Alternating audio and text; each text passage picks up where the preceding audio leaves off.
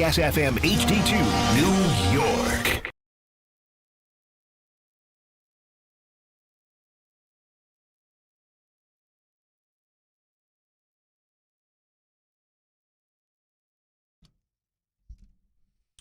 The word you're looking for is unbearable. Insufferable would be another. That's what the next few hours might be with my partner, who is enjoying the fruits of a 31-point blowout win last night of the Knickerbockers. Good morning. Well, I know that Brunson didn't play the fourth quarter, but neither did Cade. Well, he didn't play the fourth quarter because the game was over. 31 points. I'm just 31 points. Here, now, don't say anything else. Let me just read you something from Stephen Bondi's game story today, because this is a sentiment that is going to kick the Knick fans squarely in the groin. Are you ready? Sure. Stephen Bondi, today's New York Post. All things considered, the Knicks are clearly behind the Pistons. They're losing in the standings. They're losing in head-to-head matchups. They're losing on defense. And they didn't look Monday like they could live up to the owner's expectations. Woof. That is a rough go, my friend. Good morning. Good morning. It is Bart Carlin on ESPN New York and on the ESPN New York YouTube page. Listen, enjoy it for the moment, and just the floor is yours. I want to give you this to enjoy every last bit of what was last night. You know, I take no joy in this. Oh, stop it. I take no joy in this. Outside of the fact that I am a Knicks fan only when they're not going against the Pistons. I take no joy in this. You are so full of crap. Let's go to the reality. I just read you the reality. Well, the reality is it was no Duren, right? And for the most part, the Knicks were intact. What was clearly apparent to me. Well, no, I mean, listen, they didn't have Josh Hart. Okay. And they've lost 4 in a row, and so they missed 8 points a game. Well, I apologize. As Johnny Pickens just said, when you're beating up on the Spurs New Year's Eve through 3 quarters, that feels like about 2 months ago at this point. You know, the Spurs are a tremendous team. You know what they lack? That dog. And the amazing part is when you talk about all the credit that you want to give Mike Brown for how far he goes into his bag as far as the depth of the team, the Pistons can match that depth. They can match athleticism. If you would look, the Pistons are probably the more athletic team. And once again, when we talk about the difference, and I believe the deciding factor last year in the playoffs, it wasn't about the pain. It wasn't about the talent. It was that the Pistons lost a bit of toughness when Stu Beef wasn't able to answer the bell. You saw his presence, his tone. And then I want to remind everybody, like I reminded them last year, no Jaden Ivey. Where you're like, oh, Jaden Ivey. He's like, Jaden Ivey, you can say is a better version. You can say Jaden Ivey is probably a better version, a better scoring version of Josh Hart because he provides them energy, athleticism, and the ability to break down the defense. He comes off the bench this year. Yeah. And God forbid, I don't even know if the Pistons would do it anymore. We talk about Giannis coming and maybe messing up the chemistry of the Knicks. Well, Anthony Davis, who we know is going to be traded, Trae Young's going to be traded, would mess up the chemistry of the Pistons, I believe, because it probably will cost you Stu Beef and some other young players. I don't think Tobias Harris played yesterday either. Did not. The Pistons are hungry. The Pistons are humble. Because this is a team that 2 years ago won only 25 games or less than 25 games. So they still have that chip on their shoulder, much like the Lions did when they first arrived on the national scene. And this is what the Knicks have to worry about. The fact that this young team got experience last year made upgrades. They still don't have the greatest shooters. Duncan Robinson is cool, but they need another shooter because they lost out on what is it? Not Bagley. The gambling kid. The guy, the gambling guy, Michael Beasley? Yeah, Beasley. They missed out on Beasley. Okay, I want to make sure we're clear here. Yeah. Okay, this is not about what the Pistons need to do now to go win a championship. This is about you spending this time to gloat. And to spend every last moment enjoying every, because nobody cares. Nobody cares about what they're missing and what they don't have and what they do have. I read you the line that said, you are the better team. That's what I'm saying. That's what I'm saying. And that's what I'm talking about. What a shame. In the Eastern Conference that doesn't have Jason Tatum, that the team that may be in position to take the mantle and to represent the Eastern Conference is the Detroit Pistons. And I'm not going to say I told you so, but I kind of did. And I'm not going to say that Cade looked like the more complete player yesterday, but I told you so.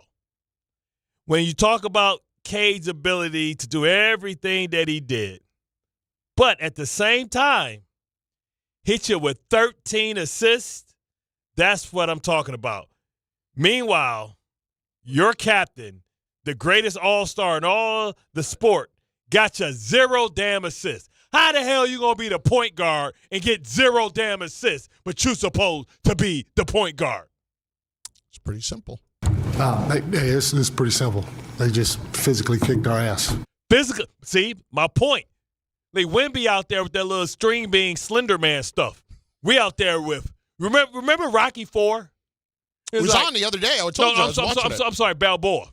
Oh, no. I mean, lost me. Let me tell you Balboa. First of all, Balboa has some of the greatest speeches and quotes of all time. That was when he was 70 years old and he went out there and fought somebody, right? It was basically, he fought Antonio Tarver. Yes. Right? Yes. And they're in the gym. And he said, to beat this man, you need speed. You ain't got no speed. And your joints are lift. You got calcium deposits on most of your joints. So to beat this guy, we got to rely on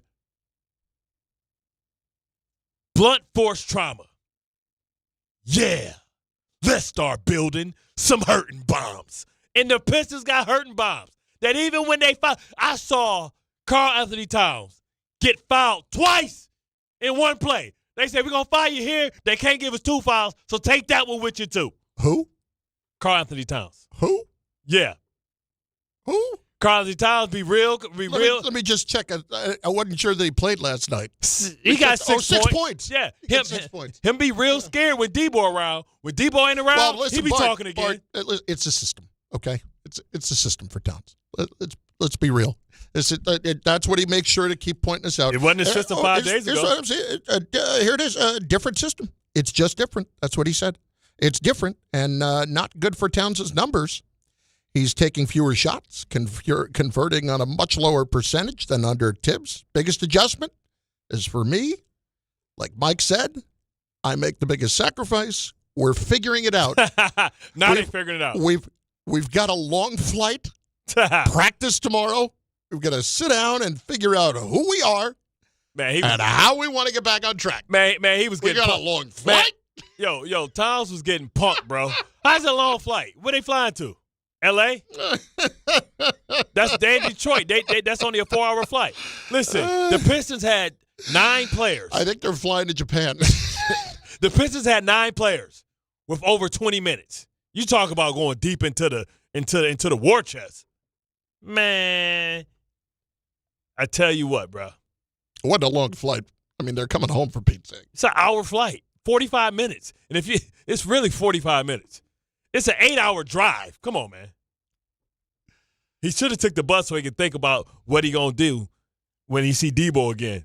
You see how Stu Beef be putting his torso up in there, everybody? Listen, all you guys that said that Cade Cunningham wasn't better than Jalen Brunson, go ahead and call up and tell me that I'm out of my mind.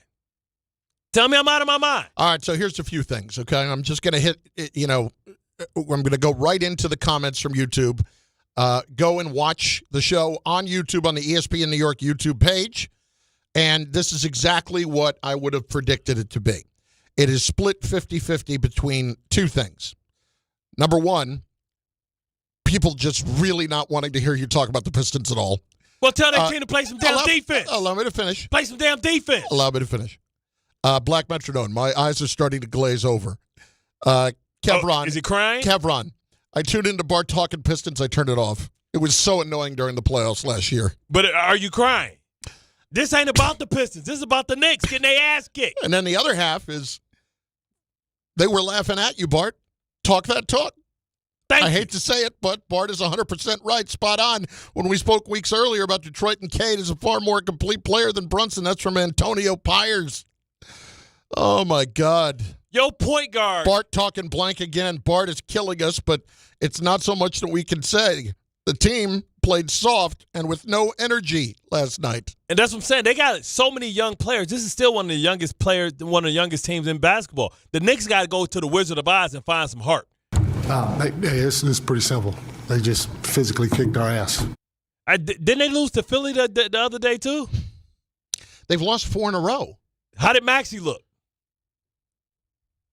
It's pretty simple. They just physically kicked our ass. So don't at me, man. Listen, I'm rooting for the Knicks, man. But they need to go to the Wizard of Oz and get some damn heart. They too soft out there. Here is the complete context. As Kobe would say, they're out there playing light skin. Kobe said it, not me. Kobe said it.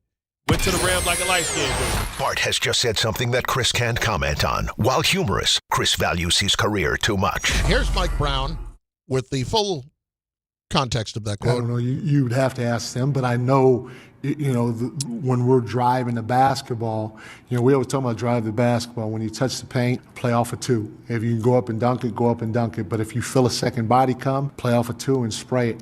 And there were a lot of times that we drove it. Their physicality had us lose the ball, or we got to the rim and we tried to finish through traffic. And this is probably this game more than any other game. We try to finish through traffic at the rim, and that's tough to do. That's tough to do in this league. You got to play off 2 feet. You got to spray the basketball, and you got to rely on your teammates to make decisions once you do spray it. Did you see Cade when McBride went to the hole? Like, man, if you don't get your little ass out of here, this grown folk business up in here, dog. 6'4" or greater to come up in this lane. Don't let us bring back the Jordan rules for Brunson. Okay. You get it out of your system yet? It's out. I'm sorry. Whew, that felt good. I want to make sure you got your time to do it. And listen, you've got the whole show to do it. You don't have to do it the whole show. Well, I'm just saying, I am excited. Listen, you should be. No, the good thing is the Knicks played them early. They got to get used to this type of physicality. They got them twice next month. That's what I'm saying. They have to get used, but then they're going to go a long time, and they're going to forget what that feels like. What I don't want to see is the gamesmanship, because it's beneath the Knicks to start complaining about the physicality when the Pistons play. Okay, so that'd be weak sauce. Get tougher. We've got it. Giving you a chance. You'll get plenty more. And we've actually got more to cover with the Knicks a little bit later on. Does this signal that maybe they should make the trade? Well, what's interesting is you listen to the owner. He doesn't sound like that's happening, but that might just be the owner saying that so that there's no any kind of public statement on his part on the record that would soften their stance in trying to make any kind of a trade. But that aside, we're going to get to that. We're going to get to the Towns situation, which is a problem. Whether you want to admit it or not, it is a problem. And whether or not this actually is a championship team, because the owner said as much yesterday. I mean, for the idea that for Jim Dolan to say that this is a team that should get to the finals, I mean, adoy. I mean, there's nothing newsworthy in that. Can I ask you this? Is it a scenario, high risk, that we believe trading Cat for Anthony Davis makes the Knicks more of a championship team? I'm going to let you mull on that. And I understand the thought process behind it.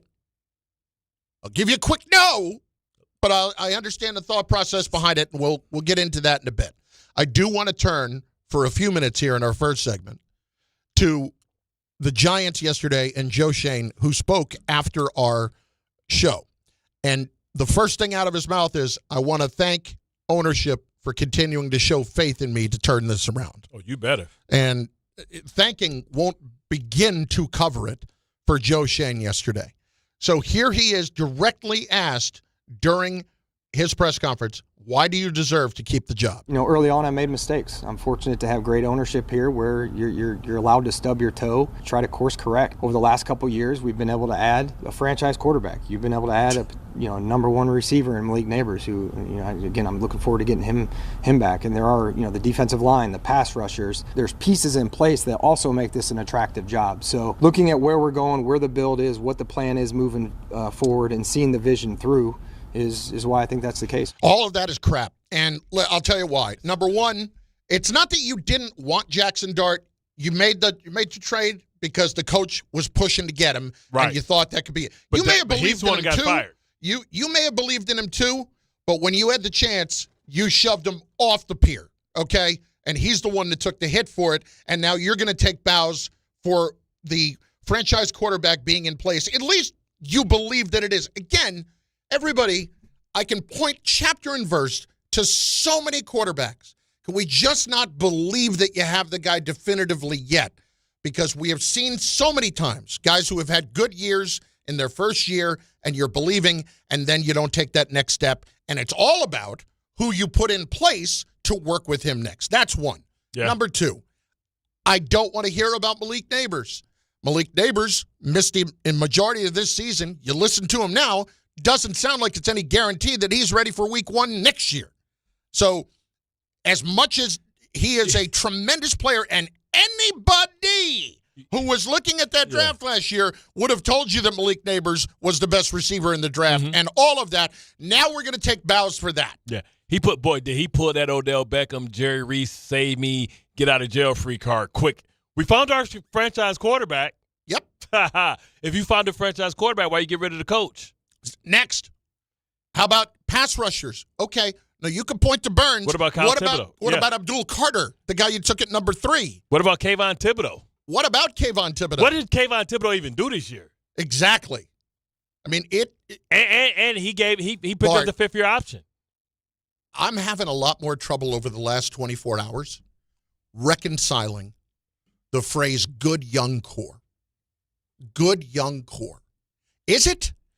Let's be real about something here. And I don't want to take away the Giant fans' hope, because it's all you've got.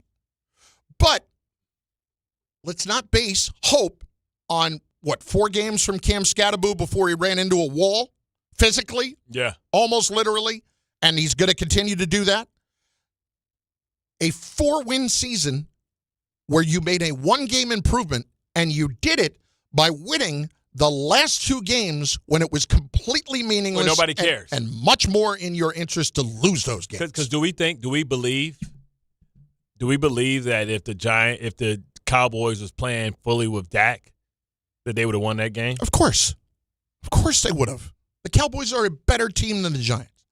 So we're taking bows about a good young core with a quarterback that we saw a lot of good things from. You feel good about that. The thing is, but outside the rest of it, why do I think that there is a good young core when the last 2 years that good young core in total has produced 7 wins? Yeah, out of 7. Because the thing is, out of the quarter, once you let's say they have like a top 15 quarterback in Jackson Dart. All right, let's for giggles. Where does the Giant have a better core than any other team in football? Maybe the roster's better than the Saints. Is the records maybe better than the Saints? Maybe because they got a bunch of old people. That's where we're comparing. But if you go to core, Pickens, CeeDee Lamb, Dak Prescott, Quinnen Williams now, Kenny, like the offensive line of the Dallas Cowboys. When you go to the Philadelphia Eagles, young core, Davis, Carter, N'Kobe Dean, Quinyon Mitchell, like Cooper DeJean, Devontae Smith. Like where's the advantage? When you go to even when you go, well, you maybe Washington, maybe. Well, let's talk about that because that's the next thing I was going to bring up. Good young core. Young quarterback who had a fantastic first year. Fantastic first year. Who, Jackson Dart? No, I'm talking about Jaden Daniels last year. Jaden Daniels took them to the NFC Championship game. Yeah. Had 25 touchdowns and 9 picks and threw for 3,500 yards. And dynamic runner as well. This year, hurt the entire time. What do you know? And when he played, did he play great? I don't think you could say that Jaden Daniels played great this year. Course correction, yeah, a little bit. So no Scary Terry early in the season. But my point is simply that when you're going to go and operate as if things are now givens, and we're going to operate as if Jackson Dart is now a given, that's not right. Are you saying year 2 can be harder than year 1? Yes. Oh, okay. I'm saying that. And he's going to have to learn. And he's going to have to learn a new offense. Exactly. I mean, you had Jaden Daniels have the same offense, and he wasn't playing great this year when he was in there. He had 8 touchdowns and 3 picks. Jackson Dart played 14 games, threw for 1,300 yards less than Jaden Daniels last year, threw for 14 touchdowns less, and 3 fewer interceptions. What did he throw for? 15-5. Remember 15-5? Doesn't that sound familiar?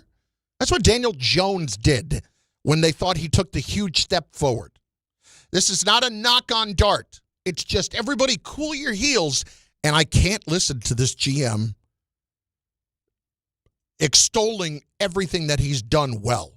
I can't listen to it because it's when you keep telling me again and again about a good young core, when do I get to see the results of that good young core? Because Thibodeau is going to be coming up on his last year.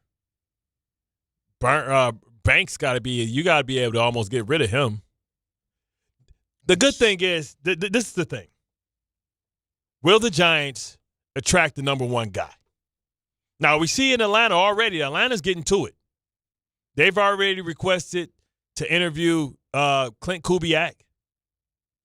They've already asked – wasn't Kubiak in the head coach for the Saints? Or no, he was the offense coordinator. Yeah. Okay. They've already requested to talk to Anthony Weaver. Mm-hmm. I think if the Giants are serious, maybe they need to interview Cliff Kingsbury, which I think they're gonna. I think that was something that was kind of crazy. Yeah.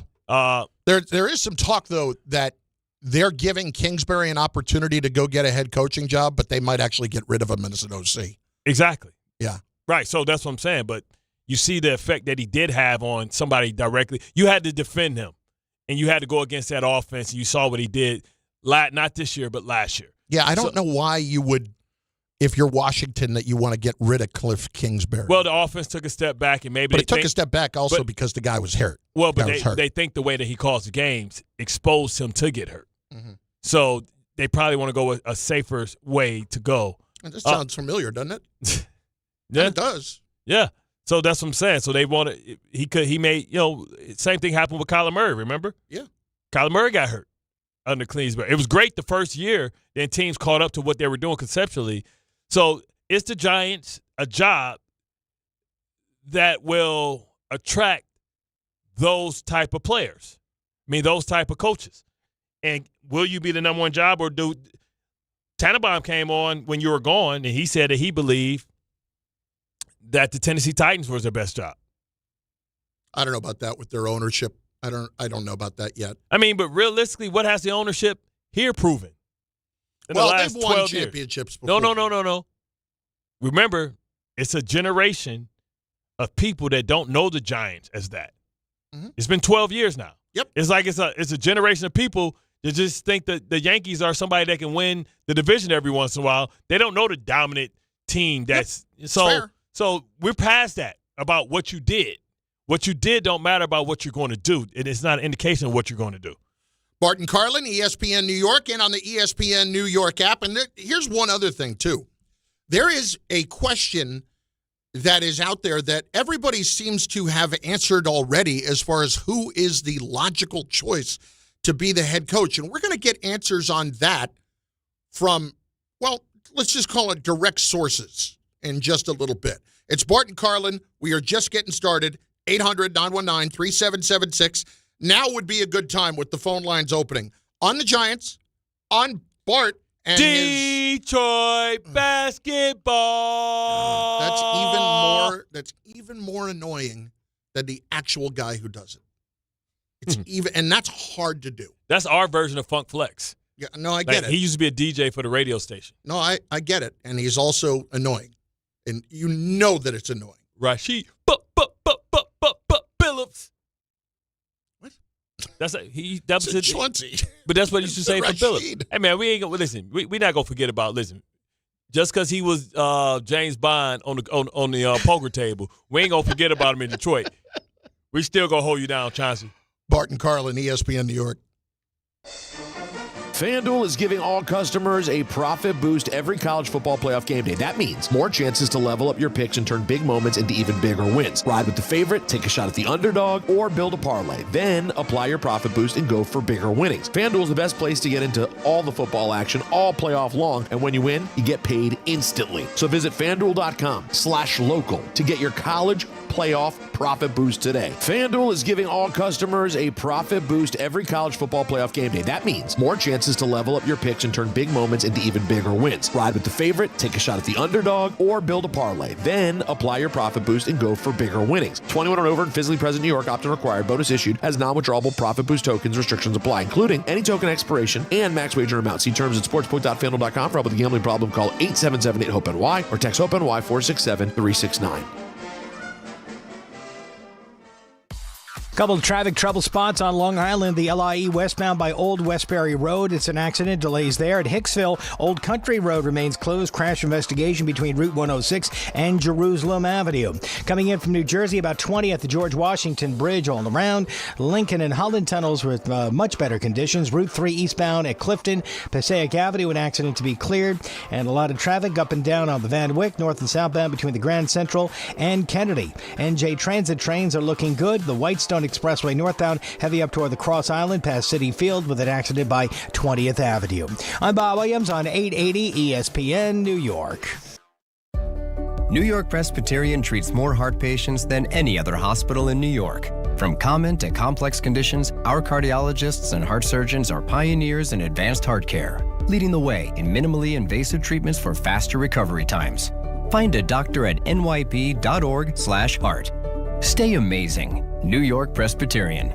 New York Presbyterian Hospital based on U.S. News and World Report 2025 to 2026 Cardiology, Heart, and Vascular Surgery Rankings. Presented by Robinhood. He crosses, spins, pulls up. With Robinhood Prediction Markets, buy or sell your predictions all game long. No house odds, just you versus the market. Put your sports IQ to work. Trade every shot, block, steal, run, and moment that shifts the game. With Robinhood Prediction Markets, trade every play.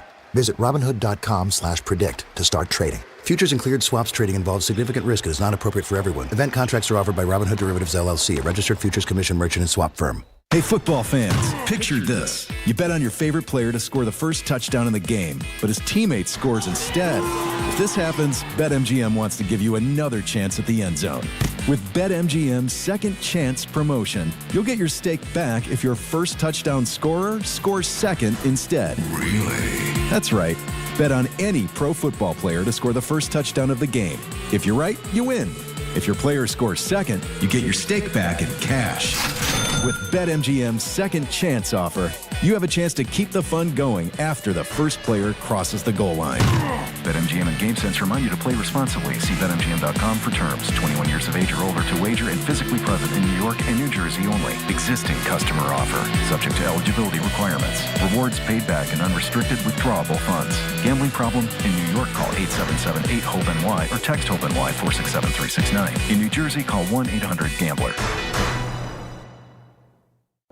Hi, I'm John D'Agostino from D'Agostino & Associates, the injury firm. You know what's interesting about the words personal injury? The first word is person. And at D'Agostino & Associates, that word means everything. That's because I handpick every person in our firm. From the pleasant professional person who answers your call to the experienced person litigating your case in court. Because every person in my firm is an extension of me, and the only way to exceed our clients' expectations is to deliver the highest level of personal service every single time. And that starts with hiring the right people. You see, we know that every client is a person too. Someone going through the toughest time in their lives and deserves to be more than just a file number. At D'Agostino & Associates, we put the person back in personal injury. So call 1-800-BITE-BACK. That's 1-800-248-3222 and ask for me, John D'Agostino. And let's talk about your case, person to person. D'Agostino, law, bite back. The college football playoff isn't over. Not yet. That epic run, that wild dream, not over till the clock hits 0. Till the stadium shakes. Till the wild things are let loose. Till the trophy is lifted and the confetti falls. This is the national championship. When it's over, you'll feel it. This is the wild world of college football. The CFP National Championship, Monday, January 19th at 7:30 p.m. Eastern on ESPN and the ESPN app. My name is Whitney Allen. I am a widow. My husband, Ryan, died. We never thought in a million years we'd have to use life insurance. The unexpected happened. With Ethos, it is so fast and easy. It's 100% online. You can get a quote in seconds, apply in minutes, and get same-day coverage. No medical exams, and you can get up to $3 million worth of coverage through Ethos. Get your free quote at ethos.com/game. That's ETHOS.com/game. Time spent on application may vary. Online health questions required.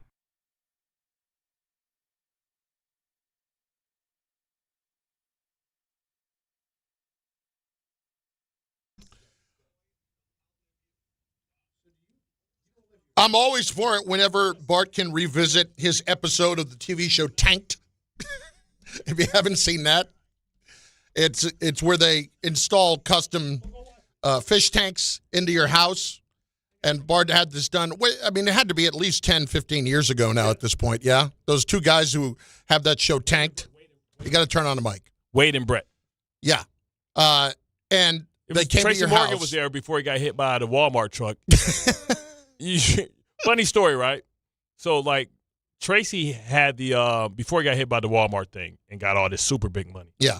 Like, I forgot where he used to live. I think Upper Saddle River or something like that.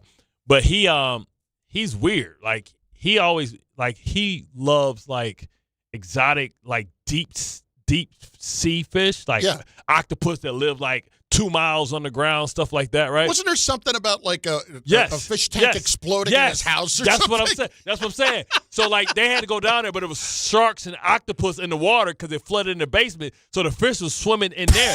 It was like a 200 gallon, like it was the whole wall when it broke. Like they were scared. Yeah. They had to go there with special people to catch those things because they like kill your ass. Yeah.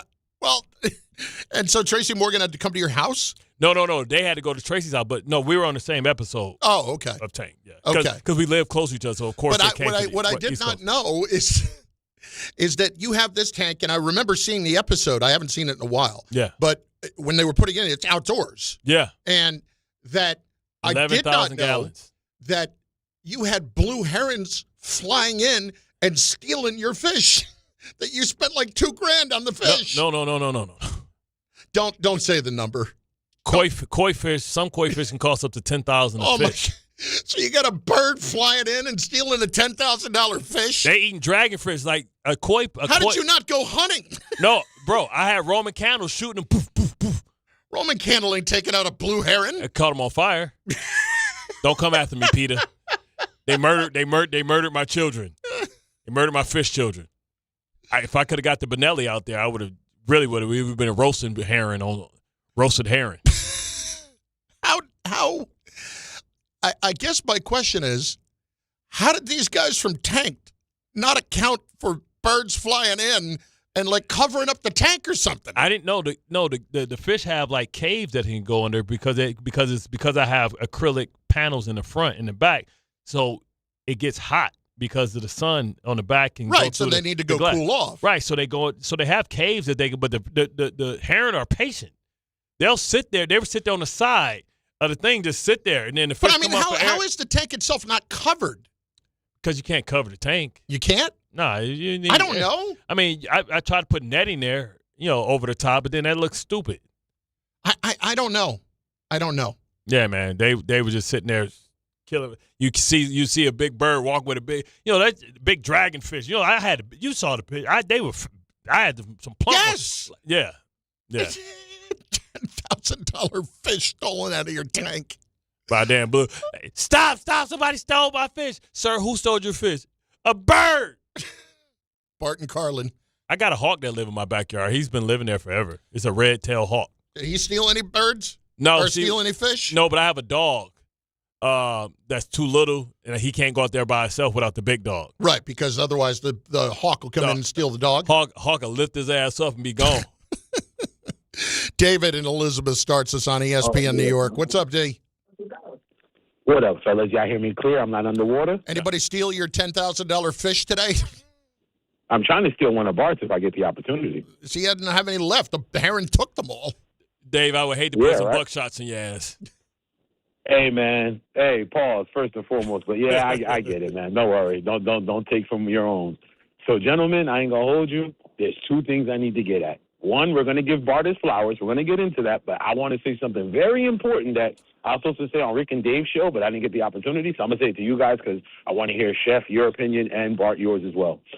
Bart, what gives these prospects the right to hit up their agent and be like, hey, yo, if they're going to send me to Florham Park to play for the Jets, I'm going back to school. Yo, not for nothing, some of you kids from the age 23 and down, y'all need to kiss the floor. Y'all need to kiss y'all lucky stars. Yeah. Yo, it's a privilege to enter one of these leagues. Yo, have some class and respect. Who are you to be telling a grown man where you going? Not for nothing, like, I'm not trying to jump off subject, but I can never tell my mother and father what time it was. Like, yo, growing up in my household, the minute I looked at my mom and dad, it was like, oh, yo, if you don't bring steak and potatoes, I ain't coming to dinner. They're like, oh, yeah? All right, cool. Yo, put some gruel right here, and you're going to eat this gruel. Who are you, bro? Exactly. You guys ain't nobodies. Y'all got to earn this before y'all start talking crazy. They think they John Elway or Peyton Manning. It's only a very select few, maybe Eli, that gets the chance to say that. So why is it okay for those guys to do that? It's not. Okay. It's not. But at least those dudes had another sport to play. They would go play baseball. I got to tell you, Dante Moore says, I don't want to play for somebody to his agent, or I'm going to go back. That's his right, man. Well, I hope you get hurt in college. I'm not going to hope you get hurt. Nope. You don't want me. I don't want you. I hope you get hurt. No, here's the deal. Hope you get hurt. It's not about the Jets. This would be about anybody that doesn't have a good history in developing a quarterback.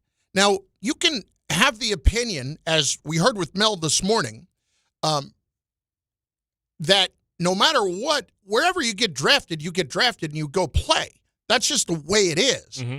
Okay, well, they're not thinking about the first contract anymore. They're thinking about the long-term generational wealth that he sets up his family for the next several decades and the next generations of his family.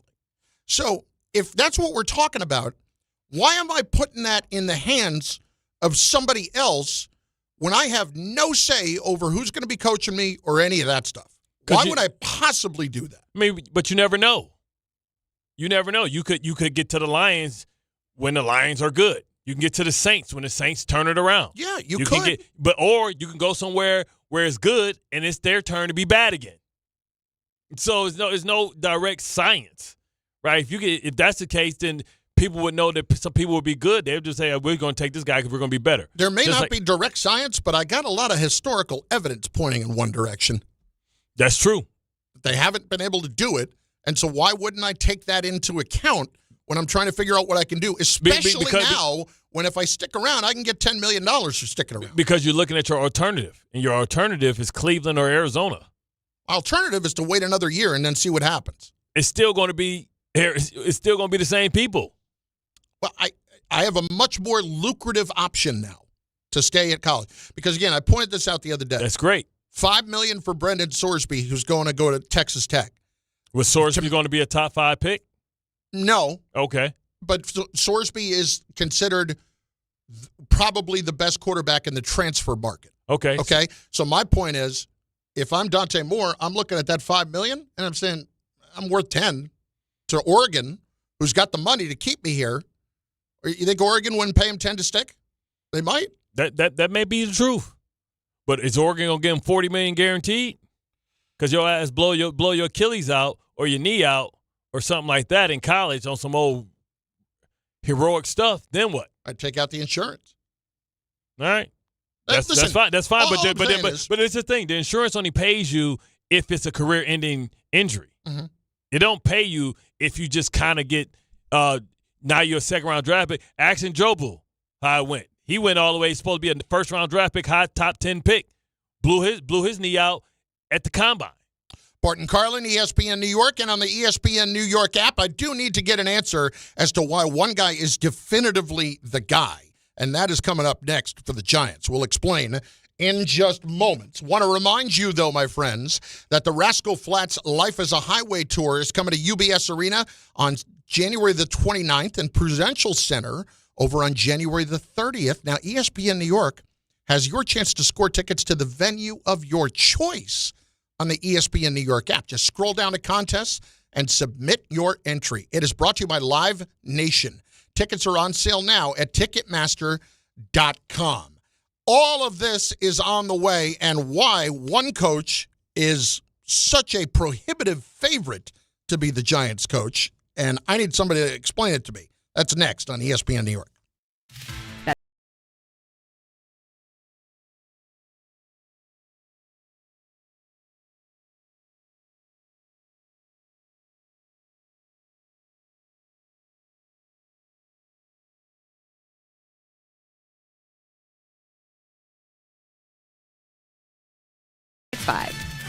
Gambling problem? Call 1-800-GAMBLER. 21 plus only. Must be physically located in New Jersey. T&Cs apply.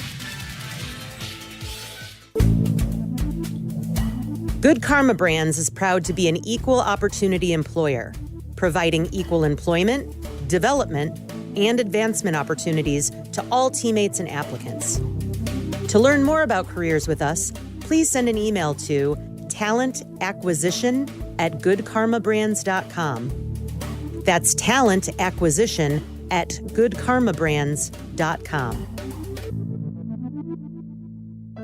Health surprises can change your life in an instant. You've seen it happen to others, but it doesn't have to be your story. At Princeton Longevity Center, we customize actionable and proactive health plans to maximize your lifespan and take control of your health. Our Cancer Check program combines cutting-edge technology with top medical expertise to keep you ahead of potential risks. With advanced full-body imaging, genetic testing, and multi-cancer detection blood tests, we look for even the earliest signs of problems. Results are analyzed by expert physicians who craft a personalized plan to safeguard your future. You're not just a patient, you're a partner in your health journey, backed by a team committed to helping you live longer, healthier, and more vibrantly. Our programs have saved hundreds of lives and empowered countless others to take control of their health. Be proactive with your health for the ultimate peace of mind. Call 888-8000-PLC or visit PrincetonLongevityCenter.com.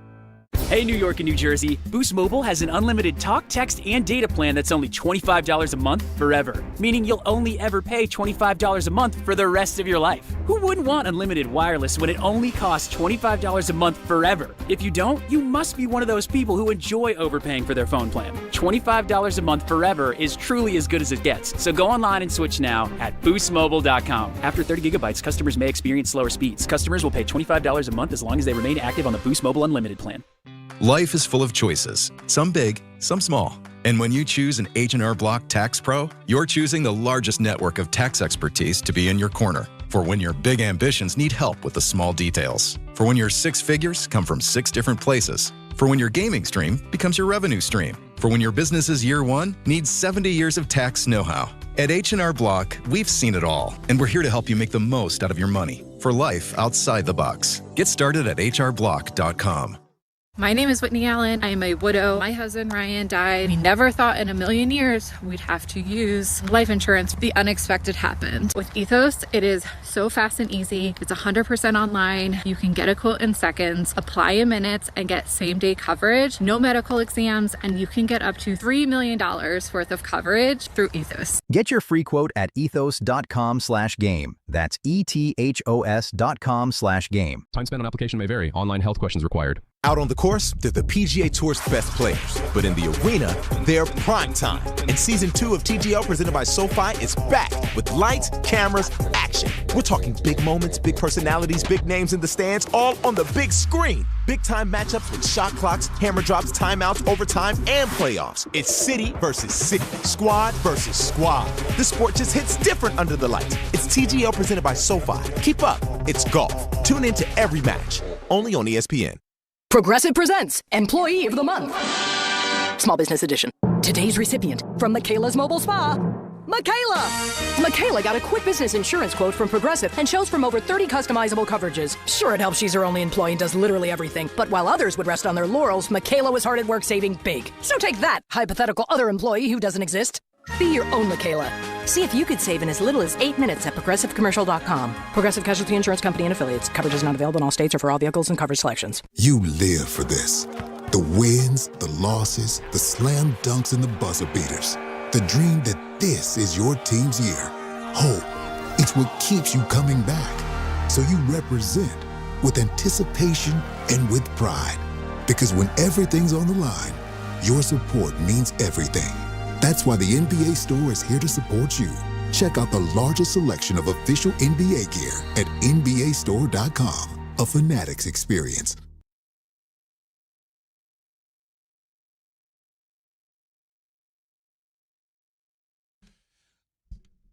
What did I miss? He's a two-time Coach of the Year, but Kevin Stefanski in 6 years with the Cleveland Browns had 2 winning seasons, where he won 11 games in each year. Those were the 2 times that he won Coach of the Year. And other than that, 4 losing seasons. And you want to point to Deshaun Watson? Okay. What happened at the beginning? Baker Mayfield had a phenomenal first year with Stefanski. He ended up going to the playoffs. They won a playoff game in 2016 over Pittsburgh. And then Baker Mayfield takes a big step back the next year. They move on. They trade for Deshaun Watson. Whether or not Stefanski wanted to do that doesn't matter. That's what happened.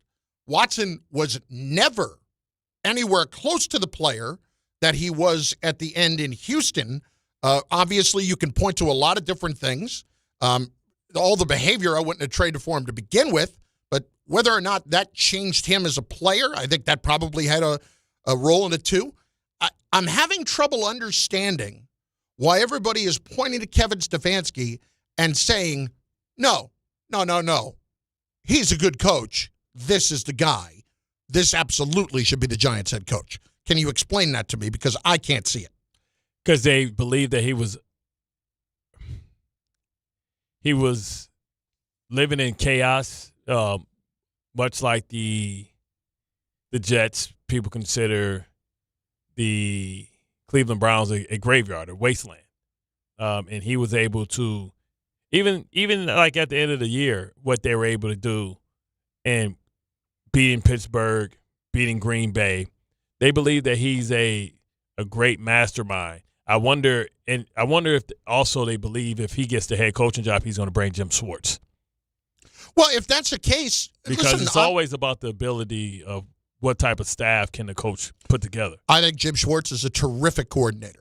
I'd love to hire him if I were the Jets or the Giants. If I were the Jets, I'd be knocking hard on his door because I don't think Jim Schwartz would give a damn that he's going to the Jets and it may not be the most ideal situation. His mentality is going to be, exactly, he went to Cleveland. His mentality is going to be, oh yeah?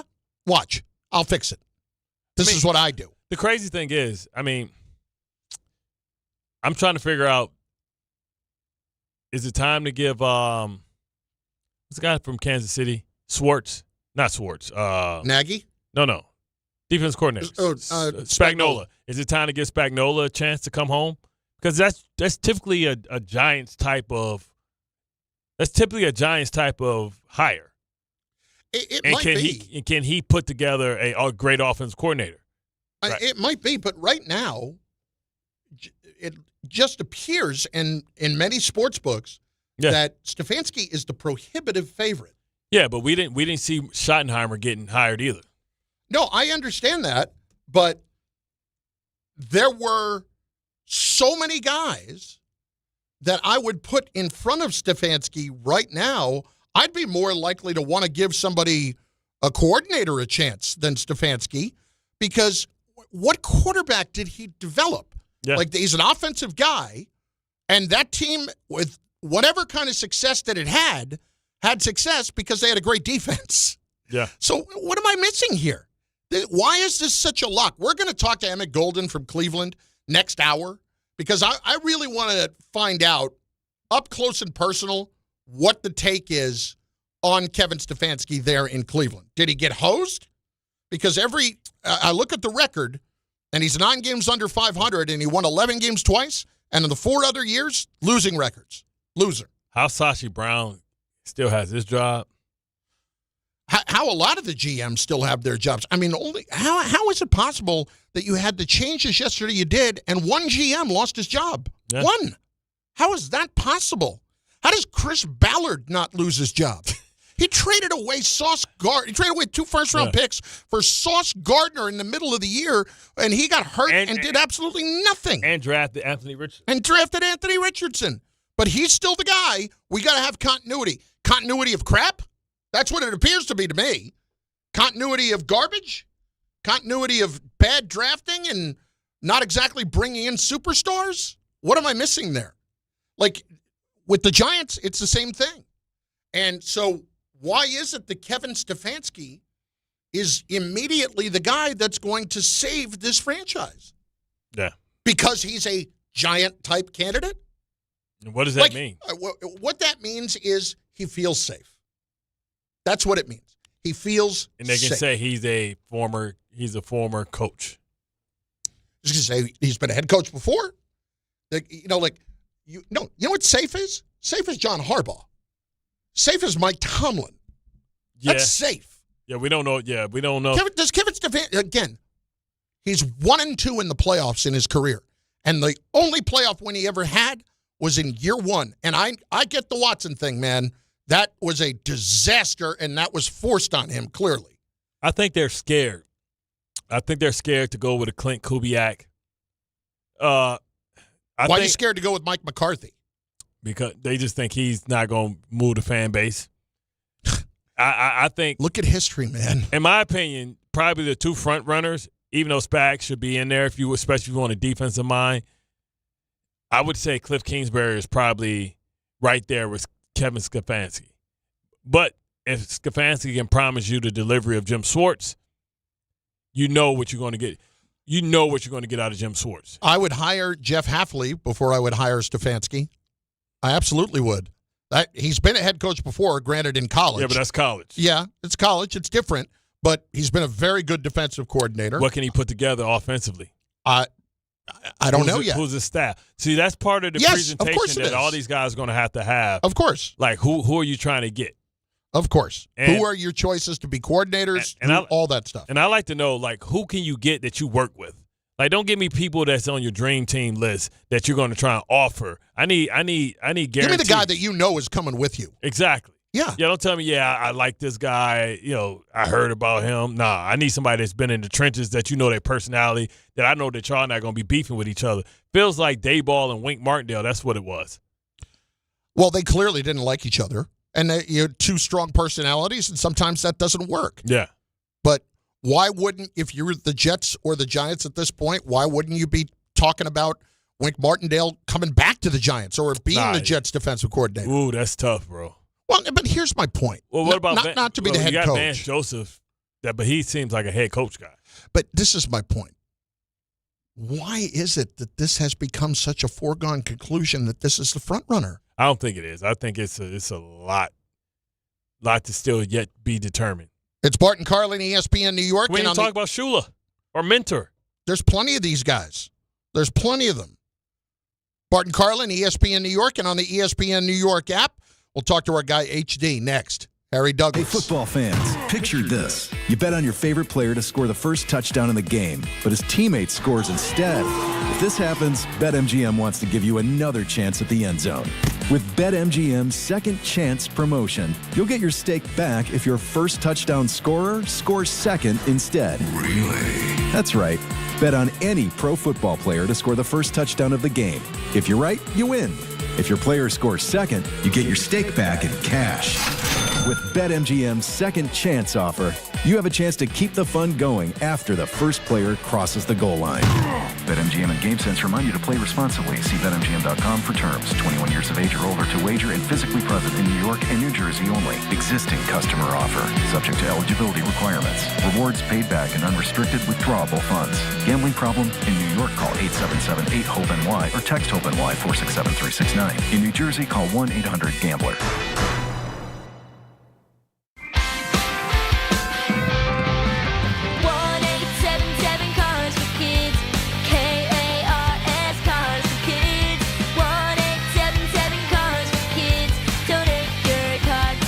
Call 1-877-CARS-FOR-KIDS to reach a friendly live agent. Donation's super easy, and your car can be picked up as soon as tomorrow. Call us now, 1-877-CARS-FOR-KIDS. Donate your car today. Did you know you can donate real estate too?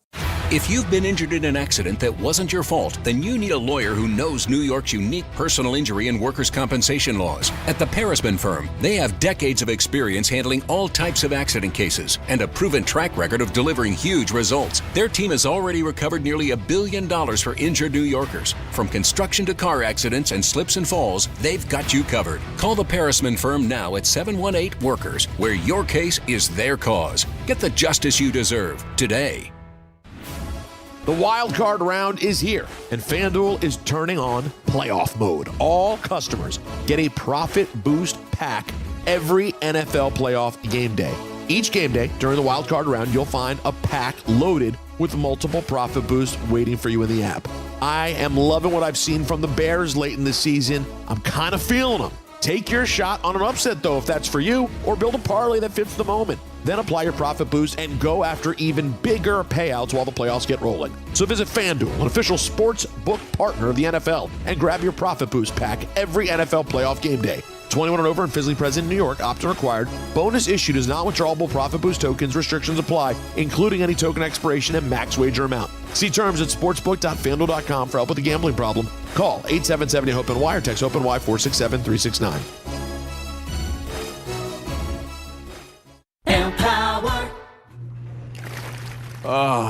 After wanting one for years, Kevin is finally enjoying his new hot tub. This is the life. He worked with Empower to help him get good at money, so now he can be a little bad. Oh, no, not my phone. Oh, Kevin. Kevin's phone may be in hot water, but his finances aren't. Invest well, live a little. Start today at Empower.com. Smalls here. Life is full of choices, some big, some small. And when you choose an H&R Block Tax Pro, you're choosing the largest network of tax expertise to be in your corner. For when your big ambitions need help with the small details. For when your six figures come from 6 different places. For when your gaming stream becomes your revenue stream. For when your business's year one needs 70 years of tax know-how. At H&R Block, they've seen it all. And they're here to help you make the most out of your money for life outside the box. 880 ESPN, WHSQ, and WCBS-FM HD2, New York. A Good Karma Brands radio station.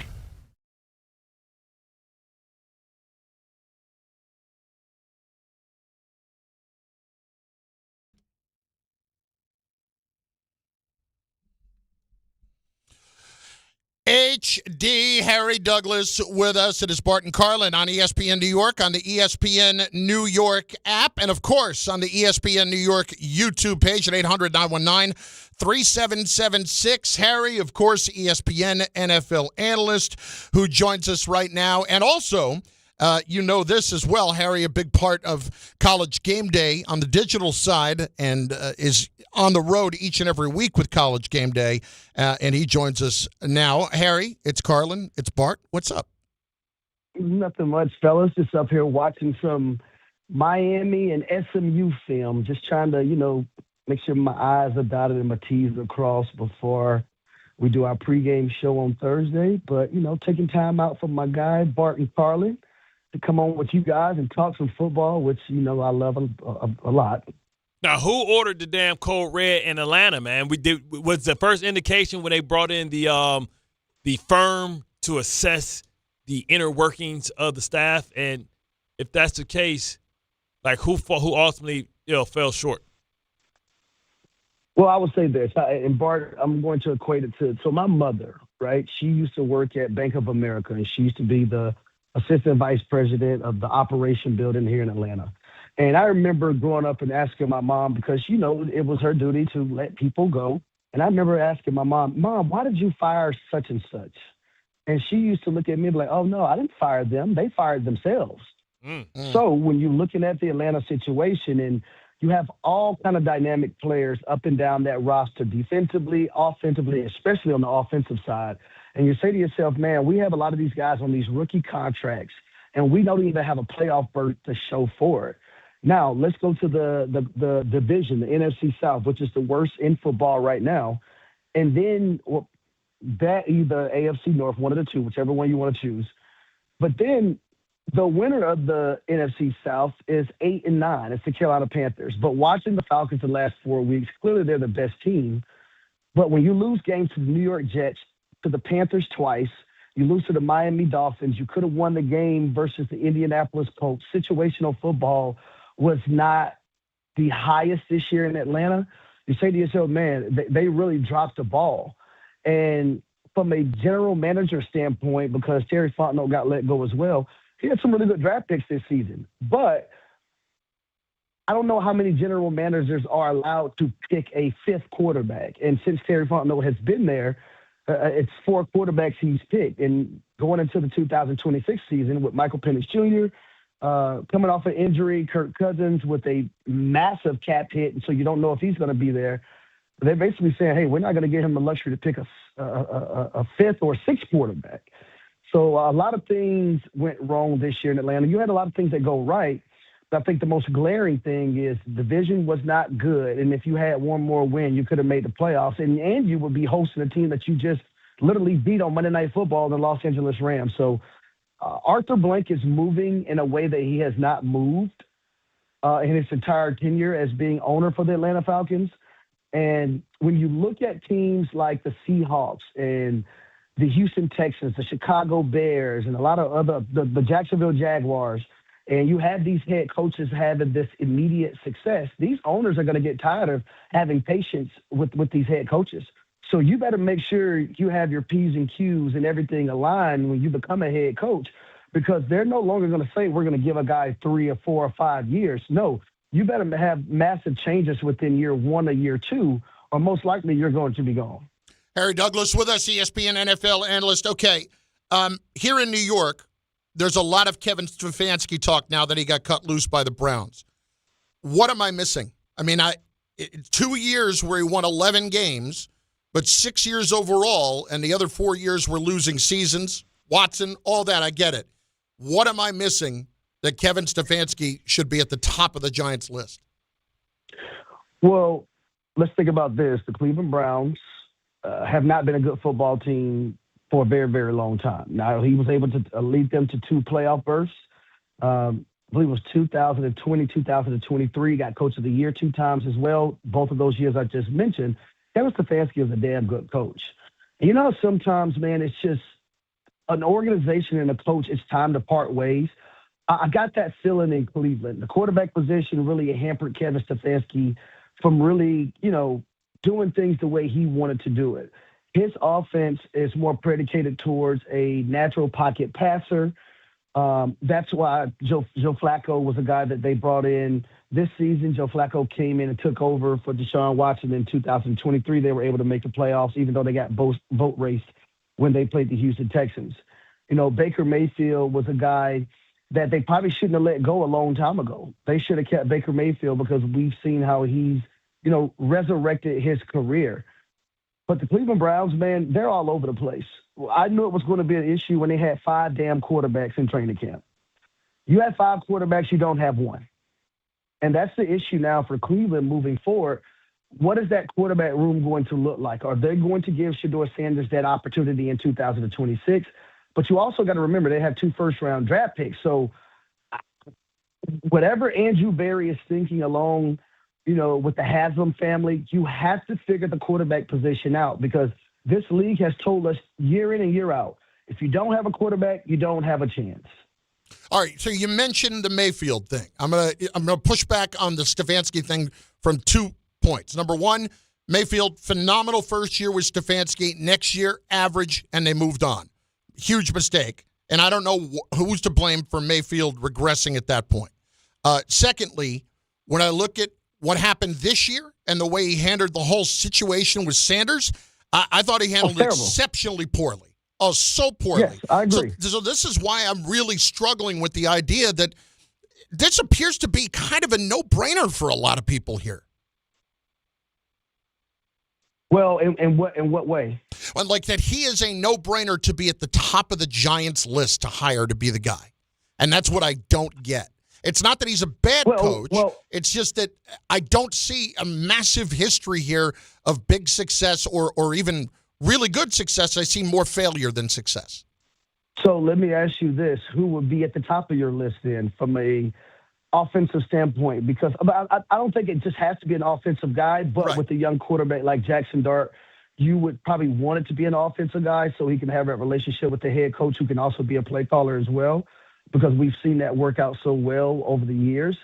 But who would be at the top of your list for the New York Giants? Because I do believe the most intriguing and the best job right now open is the Giants. Mm-hmm. Well, listen, there's a few guys that I would put on this list, the guys that we are talking about already, and I'm going away from the offensive, defensive thing. Just guys who are good coaches. And I'm waiting out the Harbaugh-Tomlin situation to see what happens there. If they do decide, if they decide to part on Harbaugh, I can't get there fast enough. Same thing on Tomlin. And I don't know that I can hire him, but I'm putting those guys in front of him. And then I'm starting to look at guys who I think are just – I'm more likely to give somebody a chance, a guy like a Jeff Hafley, a guy who is a really good coordinator, Anarumo, who has had success as a coordinator, hasn't gotten that opportunity yet, where Stefanski's gotten the opportunity. The Coach of the Year thing's nice. We can look at a laundry list of coaches of the year that haven't been great coaches overall. All right, so let me ask you this question. If it's a defensive-minded guy, I have to have an answer. Why would you go? Yeah. Let me ask you this. Like, why would you go Jeff Hafley and Lou Anarumo before you look at Brian Flores? I wouldn't. Brian Flores would absolutely be on that list. I'm being realistic about it, though, with Flores. Primarily because he's suing the Giants. Because the Giants are one of those teams that was in that lawsuit. I think Brian Flores absolutely should be a head coach in the league. I just don't know because of the lawsuit if he's going to be. And I don't think it has to be an offensive guy, but if you go a defensive-minded guy like the Patriots did with Mike Vrabel, you have to make sure your play caller is top-notch, like we see with Josh McDaniel. If you go a defensive-minded guy like the Seattle Seahawks did with Mike McDonald, you have to make sure the play caller is like we see with Clint Kubiak. So I do agree with you. It doesn't have to be an offensive-minded guy, but the thing that head coach who's defensive-minded, if he comes in, he better make sure that play caller is on point. And also, it can't be a first-year play caller, in my opinion, too. Mm-hmm. Now, what do we think about Cliff Kingsbury? Maybe coming out, or is it based on who can get? Is Stefanski I guess what we're trying to ask is with Kevin, does that mean that Jim Schwartz comes because he with him, because that potentially means that he can maybe fix the defense, and now you have Stefanski with the offense. But I think a lot of people haven't talked about Spagnuolo. If Spagnola's ready to step out the shadows and give it one more chance. To be who's already won a Super Bowl as an assistant for the Giants, right? And we know what he's done with the defense there. Can he potentially find a offense coordinator? I know that Matt Nagy is in some of these discussions to be able to in some of these discussions for that. But what about Spagnuolo as an opportunity? Because we know the Giants usually it's always some 5 degrees of separation. And they like guys that have skin in the game, former Giants. Yeah, I like Spagnuolo as a choice as well, but I would say from Steve Spagnuolo's standpoint, is that what he wants at this juncture in his career? Because, it's drastically different when you're a head coach versus just a defensive coordinator. Head coach, Bart, that you got to oversee everything, right? And what we've also have learned about a lot of these coaches who are damn good coordinators, they might not be the best head coaches. That history is also telling us that as well. It's Josh McDaniels, right, who's had opportunities to be a head coach. It didn't fare out well, but he's a damn good offensive coordinator. So is Steve Spagnuolo, is that where he is in his career, where he wants another head coaching job? Because I've said to myself the last 3 or 4 years, why haven't he gone anywhere to become a head coach with the way he's been able to run defenses in Kansas City? Well, you look at what's happening right now, might be the time for some of these assistants to get out. As Travis Kelce's probably going to retire, Chris Jones going to retire, the rest of the division has gotten a little bit better, and you don't know what the status of Patrick Mahomes is for the next 8 months. He may be somebody that's going to be on the PUP list and slow to come back. So it may be an opportunity for Spags to get one last chance to see. I think when people have bad experiences as a coach, they don't want that to be the lasting memory of them as a head coach. And it may be time for him to try and give it one more shot. But I think the environment is right now for the opportunity for guys to come out and try and get another chance.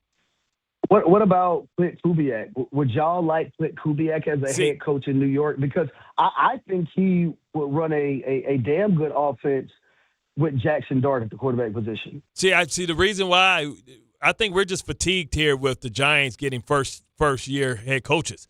They want somebody that's done it before, somebody that we know understands what comes with the job, opposed to having to learn on the job.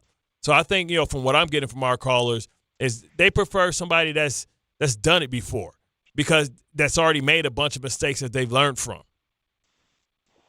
But the only thing with that I would say is as you look across the league right now, Ben Johnson is a first-time head coach. And look at the turnaround in Chicago. You look at Mike McDonald in Seattle. He is a first-time head coach. Look at the turnaround. DeMeco Ryans in Houston. He was a first-time head coach. They've been to the playoffs all 3 years that him and C.J. Stroud has been there. And then you look at Liam Cohen and the job that he's done with Trevor Lawrence. They're the 3 seed right now at 13-4, and the job that he's done as a first-year head coach. See, I don't mind a first-year head coach. It's about what's that pedigree of that first-year head coach, because Mike McDonald has the pedigree of being in Baltimore, right? When you look at DeMeco Ryans, he had the pedigree of being in San Francisco, right? He's had that infrastructure to learn from guys who are damn good head coaches. And then also when you look at Liam Cohen, he had the ability to learn under Sean McVay. And then he was in Tampa as well, too. So I don't mind a first-year head coach, but what's the background of that first-year head coach? And then when you look at Ben Johnson, him being in Detroit with the Lions under Dan Campbell, who was a first-time head coach who's done an amazing job as well. So, I don't mind a first-year head coach, but it's about their background and their pedigree and who they've been able to learn from. Well, the issue is, and those are all great points that you made, but the difference is, one, Ben Johnson had been in that division. He knew the Chicago Bears very well, but a lot of those teams, even if you go down to Jacksonville, they had been getting great draft picks for the last previous years and bringing in great talent. Brian Thomas. The Giants are also, even though they may have found their starting quarterback, they're deficient when it comes to talent and depth of talent, because of the general manager missing, quite frankly, on a couple of picks. But when you talk about those other teams, Josh Allen, maybe Trayvon Walker wasn't a great pick, but those other teams kind of had already built the infrastructure. We had already saw that we had expected the Chicago Bears to be better even before Caleb Williams got there, because of all the drafts that they've been trading for Sweat, bringing in DJ Moore and all those things. I don't know if the Giants are there yet with the talent acquisition. So let me say this about the Giants and how I feel about them. I think with the right head coach and the right defensive coordinator and offensive coordinator, there are always teams who didn't make the playoffs like this season that will be in the playoffs next season. I view the Giants as one of those teams. This year it was Jacksonville. This year it was New England. You also look at in the NFC, it's Seattle, it's the Chicago Bears, it's the Carolina Panthers. I'm looking at the New York Giants as a team in 2026 with the right personnel from a coaching staff perspective and also add more players to the puzzle. I feel like they're a team that can make the playoffs in 2026 that didn't make it in 2025. Harry Douglas with us. All right, we got to ask you on the college side. As we said, Harry's with College Game Day on the digital side each and every week, and he is as locked in as anybody, you know, from Freddie and Harry every day. By the way, I mean, just separately, did the game, the Louisville game down in Boca with Freddie Coleman. You ever need the greatest hug in the world and to feel better about yourself? That's Freddie Coleman, man. That's Freddie. Oh, my God. Trust me, Carlin, I am so blessed to have Freddie Coleman as my running mate and to learn from him from the first time we started. Well, the first time we worked together when I wasn't on the ESPN radio national lineup. So, you know, being able to have him as a crutch and a guy that I can learn the ins and outs when it comes to this business, because it's more than just getting on air and being a former player, but to have someone that I can look up to and teach me things and how to maneuver and, you know, different things, how to get in and out to breaks and how to tease. Freddie does a hell of a job. Number one, resetting as well, which is very important for our listeners, and then teasing the next segment. What's that? Man, just unbelievable. We don't believe in structure here, but the hug. I mean, the hug is top notch. The hug is a top 3 hug I've ever had in my life is from Freddie Coleman, for sure. No question. And he has that voice that all of us wish we had. Oh, that yeah. nice baritone, Barry White. Listen, Dante Moore. Mel has said that he thinks Dante Moore should go back for another year just from a seasoning standpoint. What do you see from Dante Moore? Where do you rank him as far as the quarterbacks right now coming out, and is he ready to be in the NFL? Yeah, I'll say if I'm the Las Vegas Raiders, he's the guy that I'm taking number 1 overall. Like, you know, the margin between him and Fernando Mendoza is very, very thin, but I think if it was the New York Jets number 1 overall, I would say the Jets should take Fernando Mendoza because I feel like that's the kind of quarterback that they need, especially with, you know, so much youth at the skill position area. But Dante Moore is a guy who is cool, calm, and collected when he's in the pocket. You look at some of the comeback wins that he had to have versus Iowa on the road, versus Penn State on the road. He's been able to get it done. And he has a second bite at the apple versus the Heisman Trophy winner, Fernando Mendoza, versus a really good defense in Indiana. And I think he's going to have to be mistake-free. That didn't happen the first time around, 2 interceptions in that ball game versus Indiana. Indiana is the most well-coached football team and the most balanced football team in college football. I promise you they don't need any help. So if you give them help, you're not going to win that football game. But what better setting for him if he decides to come out for the 2026 NFL draft to beat the number 1 team in the country in the college football playoffs in quest to have a national championship berth and to take down Fernando Mendoza. Like I said, it's set up for him perfectly. And I can't wait to see him face off against that defense for a second time, because the first time around, it was Indiana that was the more physical football team, and they got the best of Oregon's offense. You know, we've both been in the playoffs. You've been to the Super Bowl. We know every wild card weekend, which is wild, it's always an upset. Who you got this week being sent home unexpectedly? Don't be surprised, y'all, if the New England Patriots go into if the Los Angeles Chargers go into Foxborough and beat the New England Patriots. Because the matchup, I think, is really good for the Chargers. You don't have a Patriots defense that hunt out the quarterback, because we know Justin Herbert, he's going to throw the football around to his weapons. But also when I look at the defense of the Chargers as well, those guys collectively, top 5 in just about every category. When you look at third downs, total defense, being able to stop the pass, the run, they've been very, very good in doing so. I think it's about time we see Justin Herbert in the playoff setting have that breakout moment, because the last few times that we've seen him, it was a breakout moment, just in a negative way. So I think the Chargers have an opportunity. And smart by them resting Justin Herbert because of injury, knowing that they couldn't, get a higher seed. That's a very intriguing matchup, in my opinion. I just called the Patriots game versus the Dolphins on ESPN radio. And some of the things I've seen the Dolphins be able to do offensively kind of raised my 2 eyebrows when it came to their defense. And, Justin Herbert is a way better quarterback than Quinn Ewers. So that's a matchup that I'm really looking at that could be an upset in week 1. Love the matchup of Derwin James versus those tight ends as well, if they get into a man-to-man type of thing. And we don't talk enough about mentor as well as a potential young head coach, in this league as well. Plus, Patriots, weakest strength of schedule in the league this year by a lot. 391. Yep. Oof. Yeah, that tends to happen when you play the Jets twice. Harry, we'll talk to you next week. Thanks, bud. All right, fellas. All right, Yes, Harry sir. Douglas, Doogie. ESPN NFL analyst. He'll be with you on Friday, I assume, on the First Take. That boy bad. Get up, rather. Yeah, we knew what you meant. Yeah. That boy bad. I can't do the pelvic thrust with that boy bad. Well, you definitely can do a better job than Mike Tannenbaum. Schrager, too. That's sad. When Schrager tries to do it, I think he tried to do it bad. Mike T was trying his best.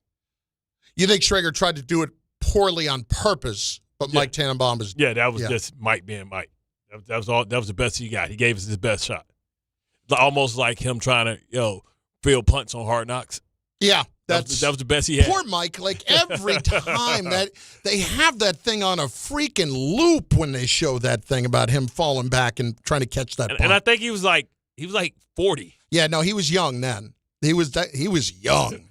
He was young. That was not a great look. It's Bart Carlin on ESPN New York and on the ESPN New York YouTube page. I got to get to some of these calls on the Kevin Stefanski stuff. Gilberto in the truck up first, ESPN New York. Gilberto, what's up, dude? How are you? Alan, what's up? Happy New Year, Bart. Happy New Year to all of you guys. Producer, if it's Anthony, if it's Jacob, if it's Ray. Boom Baka. Carlin, I'm with you 100%. I don't know what the level field with Stefanski is. He never really, got me amped as a coach. He only had those 2 years. You know what I'm saying? He got good quarterback play, but he's supposed to be a quarterback whisperer. Why couldn't he make those other quarterbacks better than what they were? And Flacco wanted to get the hell out of there. So But this is my pick. Who you want? Who you want? No, who you want, Gilberto? Who you want then? I want Raheem as my defensive coordinator. I would like to get Charlie Weiss out of Ole Miss. Okay, but if I can't get him, I'll take one of the Kubiaks. Okay, and I think Mike McCarthy would be the best CEO to run that whole program. Let me know, guys. Happy New Year. Love you, Carlin. Love you, Bart. Appreciate it, brother. Okay. So he want. Okay, well that'll serve Jackson Dart well if you Charlie Jr. Yeah, if you put Charlie Jr. as the OC.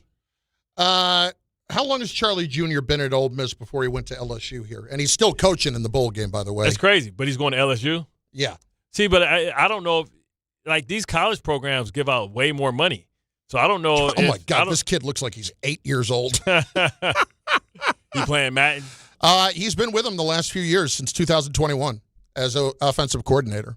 It's not a bad idea. But I don't know, why would he want to come to the league when he can go sit in LSU for 5 years until Lane Kiffin get bought out? Well, I guess LSU 3 years. You don't win a championship at LSU, they get you up out of there. Do you want to be a college head coach? Do you want to be an NFL head coach? That's really what it boils down to. I would want to be a college head coach. The college head coaches get $90 million buyouts. Yes, they get the money now. I agree with that. But everything else that they have to deal with, that job does not stop. But he's young. He can keep up with it. Just imagine how much money he can make if he can be at one of these, Indiana's got to give out money now. Like he can go now because of NIL, they paying these coaches way more money. Right, but you have to go and spend that money right. You have to go and be in charge of that, whereas maybe you can blame the GM in the NFL. Yeah, but the NFL, 3 years, you out. Yeah, I understand. That's the reality. 3 years, it's a wrap.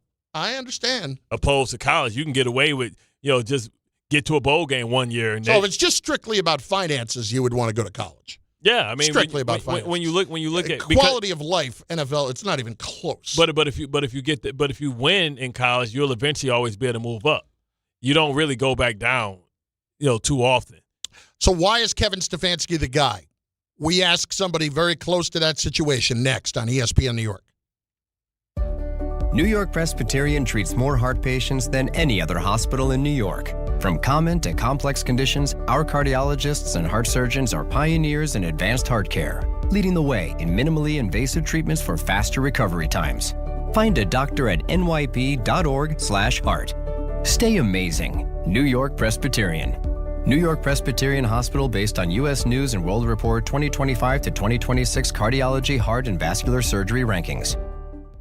Hi, this is John D'Agostino from D'Agostino & Associates, the injury firm. I've talked about how a construction accident took my father's leg. The heavy prosthetic he wore looked nothing like the high-tech limbs we have today. It was crude wood and metal, held together by bolts that dug into his skin and left painful ulcers. But the thing I remember about my dad is how he never complained. He put on his prosthetic leg and he went to work. He coached my baseball teams, danced, sang karaoke, and even loved to travel. He may have limped, but he always held his head up high and he lived with dignity. At D'Agostino & Associates, I spent over 35 years building a law firm that helps accident victims and those in need of their Social Security disability benefits. We fight till our clients get the money and dignity they deserve. So call us today at 1-800-BITE-BACK. That's 1-800-248-3222. We have offices throughout New York and New Jersey. So don't tell me personal injuries aren't personal. I know what they can cost a family. I've been there, and I'll be there for you. D'Agostino Law. Bite back.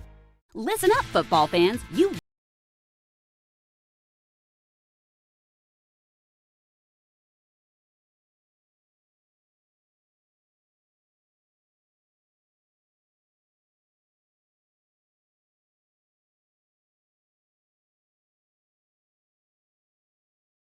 ordinary at Bet365.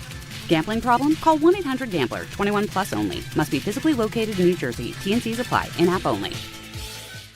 Hey, New York and New Jersey, Boost Mobile has an unlimited talk, text, and data plan that's only $25 a month forever, meaning you'll only ever pay $25 a month for the rest of your life. Who wouldn't want unlimited wireless when it only costs $25 a month forever? If you don't, you must be one of those people who enjoy overpaying for their phone plan. $25 a month forever is truly as good as it gets, so go online and switch now at boostmobile.com. After 30 gigabytes, customers may experience slower speeds. Customers will pay $25 a month as long as they remain active on the Boost Mobile Unlimited plan. At Uline, the prevailing opinion is, if you don't live it, you don't believe it. The people at Uline believe in hard work, and they live it by being there 24/7 to answer your call, having 41,000 items in stock, and offering same-day shipping from 12 locations across North America. Business owners, sellers, buyers, shippers, and packers believe it. Uline is the hard-working, dependable source for your shipping and industrial supplies. Visit uline.com. To the net. Score! The New York Islanders are back in action with a brand new theme night schedule you won't want to miss. Bring your friends out for the holidays and take home a custom holiday replica jersey or arrive early for special bobblehead giveaway nights for Matt Barzell and Bo Horvat. Barzell for Horvat. Score! Explore the full theme night schedule at NewYorkIslanders.com. Out on the course, they're the PGA Tour's best players. But in the arena, they're prime time. And Season 2 of TGL presented by SoFi is back with lights, cameras, action. We're talking big moments, big personalities, big names in the stands, all on the big screen. Big-time matchups with shot clocks, hammer drops, timeouts, overtime, and playoffs. It's city versus city, squad versus squad. The sport just hits different under the lights. It's TGL presented by SoFi. Keep up. It's golf. Tune into every match. Only on ESPN. Rich Eisen here. LinkedIn Jobs is stepping things up with their new AI assistant so you can feel confident you're finding top talent. Get this. Employees hired through LinkedIn are 30% more likely to stick around for at least a year compared to those hired through the leading competitor. Hire right the first time. Post your job for free at linkedin.com/Eisen, then promote it to use LinkedIn Jobs' new AI assistant, making it easier and faster to find top candidates. That's linkedin.com/Eisen to post your job for free. Terms and conditions apply. And promote it to use LinkedIn Jobs' new AI assistant, making it easier and faster to find top candidates. That's linkedin.com/Eisen to post your job for free. Terms and conditions apply.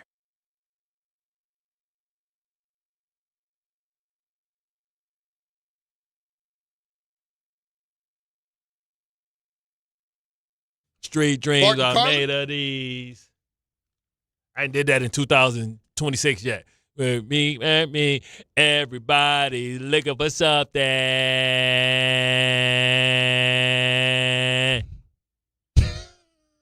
Yeah. Let's go to Cleveland. The Kevin Stefanski thing with the Giants is unbelievable to me, but not unbelievable, but a little head-scratching. Let's bring in Emmett Golden of ESPN Cleveland right now, who just watched 6 years of this, and I need some explanation. I need to know what happened, and I need to know why the Giants should be interested in him, if they should be. Emmett, it's Carlin, it's Bart in New York. What's going on, man? How are you? Oh, just living the dream, covering another head coach fire, and at least we had 6 years between the last one here in Cleveland. You'll another quarterback coming too soon, so there'll be that as well. All right, describe to me the Kevin Stefanski era in Cleveland from his perspective. How would you evaluate Kevin Stefanski over the last 6 years? Well, I mean, listen, if you want to talk about a guy that had to overcome a ton of obstacles, I mean, he's an expert at it, from COVID and taking the Browns to the playoffs to the Deshaun Watson decision, that he had to stand up in front of the media every day and talk about accusations and, Peter C. Harvey and Sue L. Robinson and all that. He's probably the best in the business at handling adversity, handling crisis, and, really just staying focused on football.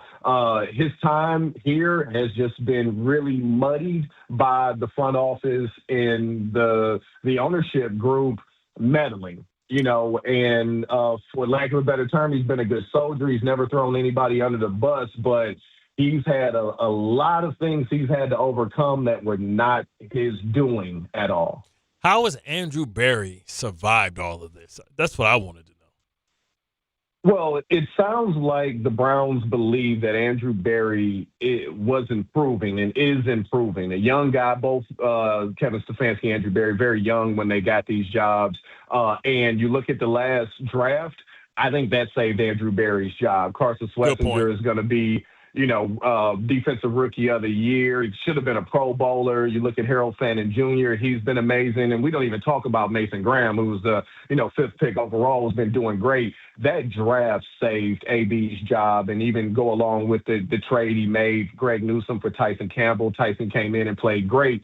So you saw AB improving, and Kevin, the play on the field, you saw getting worse. And I think that's how AB survived this firing. How awkward was the relationship between Stefanski and Shador? And do we believe that Shador is the long-time answer for that? Because the Cleveland Browns, even with the 2 picks, aren't close to getting a quarterback. Or can Shador be somebody that can maybe be traded for? Well, Andrew Berry yesterday wouldn't commit to Shador being the future quarterback. He said, I don't know if our answer at quarterback is internal or external. So I don't know if that's posturing or just kind of playing the game, but at least publicly, they haven't committed to Shador. As far as his relationship with Kevin, listen, guys, before the draft started, the Browns had 0 plans of drafting Shador Sanders. So Kevin Stefanski was very surprised when that card got put in. But Stefanski, being the good soldier that he is, he started doing things he could to bring along Shador Sanders. He started a place after practice, Hungry Dogs, where Shador could get reps because he wasn't getting reps during practice. He met with Shador bright and early before everybody else came in each morning to try to get him ready. This is the thing about Kevin Stefanski. He's always going to do what's best for the team, whether it was his ideas, somebody else's, whether he agrees or disagrees. He's not going to take it out on players. He's not going to take it out and try to prove any points. He's going to do what he can to do right by the players and to try to win games. And that's what he did with Shador. And Shador has improved. I still think he has a ways to go, but Stefanski wasn't on board at the start. But once he was a Cleveland Brown, he embraced him and did everything he could to bring him along. Emmett Golden with us from ESPN Cleveland. All right, so we go back, had a great year with Baker that first year. Then Baker, for whatever reason, regressed year 2, kind of fell apart from there. I understand the whole distraction and the COVID stuff, but I understand the distraction of the Deshaun Watson thing. Where does the culpability lie here for Stefanski in the fact that they did have 4 losing seasons, and a couple of them came with a really good defense? I think where he kind of, what falls on his desk is accountability. And look, if you're a player, you love playing for him because you know you can make a mistake, you can make another mistake, you can make another mistake, and he's not going to give up on you. But at a certain point, sometimes you got to sit guys down if they're not performing. And I will say that's the one thing that people were most critical of Stefanski, of giving guys way too many chances. He's not somebody that's going to walk in and kick a bunch of guys in the rear end. He's going to do his best to motivate and support, but he's, at least publicly, he's never going to throw a guy under the bus. And it just felt like he didn't really hold guys accountable for not playing well. I think that's kind of been the biggest stain on his resume, is sometimes it's like that guy shouldn't be playing, but Stefanski would keep running him out there. I mean, one thing you can give him credit for was, hiring Jim Schwartz, who's been a head coach, but that defense has been something that you can always lean on with the Cleveland Browns. Do we believe that if Stefanski gets the job that Jim Schwartz will be right behind him, or are these two maybe going to break up and go their own separate ways? I think he's an option if Stefanski gets, the job in New York or wherever he gets it. I do think they work well together. They speak the same language. Now we may see Jim Schwartz get an opportunity here in Cleveland, so we're waiting to see how that works out. But I could see Schwartz following Stefanski, at his next job. Emmett, if you were hiring a coach right now, would you hire Kevin Stefanski? I would, especially if I knew the owner wasn't going to meddle and they weren't going to throw a bunch of stuff in his way and say, you got to figure it out. Kevin has shown with good quarterbacks and even with bad. I mean, he won 11 games with 5 quarterbacks, P.J. Walker, DTR. You don't do that on a fluke. So I would hire him in a heartbeat. All right, one last one. I want to go back to what you were saying about the Shedeur stuff. It's funny, so you're in it. You see it every day. We look at it from the outside, and you hear some of Stefanski's comments along the way, and it didn't feel like he handled it well at all publicly. Like, he was kind of making it, to us, obvious that he didn't want him there. So separate fact from fiction there. What was it behind the scenes, the relationship with the two of them, even as you were talking about how much he was helping him? Yeah, I mean, I think the relationship with Kevin Stefanski and really all his players is he's honest with them and up front. And I'm sure he told Shedeur some uncomfortable things about where he felt he was at. And they got, kind of past it and through it. And I think Shedeur realizes that, hey, a guy like Kevin Stefanski that's going to be honest with you helps. Like I said, I can't stress enough. He was not part of the Browns' plans at all before the draft. Mm-hmm. But once they decided you got to take this guy, then he embraced it. Listen, when you saw the video of the draft room when they took him, there wasn't exactly jumping up and down. We knew that. Right. We knew that. Exactly. What was the plan that they sold to Myles Garrett? And what was that roller coaster like, this whole season? We always want to pause for greatness, and I think he's displayed that, even though Strahan tried to hate on him a little bit. Yeah, I think the relationship with Myles Garrett was always great. Look, he's the best pass rusher, you could argue ever. He's going to be around. And I'm sure they told him, hey, we're going to bring in a veteran quarterback and we're going to win some games, and things changed. And, I think Myles was a little upset about that, but he is the sack king now. So I think he's feeling better. Emmett, great stuff. We appreciate the insight, brother. Thank you. Thanks for having me, guys. Absolutely. Emmett Golden from ESPN Cleveland does an amazing job out there, him and Aaron Goldhammer. But I'm a little surprised that he was as high on him as he was. He's very high on him, and they are blaming – listen, I get why they blame ownership. They're the ones that did the whole Watson thing in the first place, and they forced Sanders on him. But that's what I'm talking about when we talk about Dante Moore not coming out. Okay, so don't go this year, but next year Cleveland saves that second first-round draft pick, and you get drafted by Cleveland.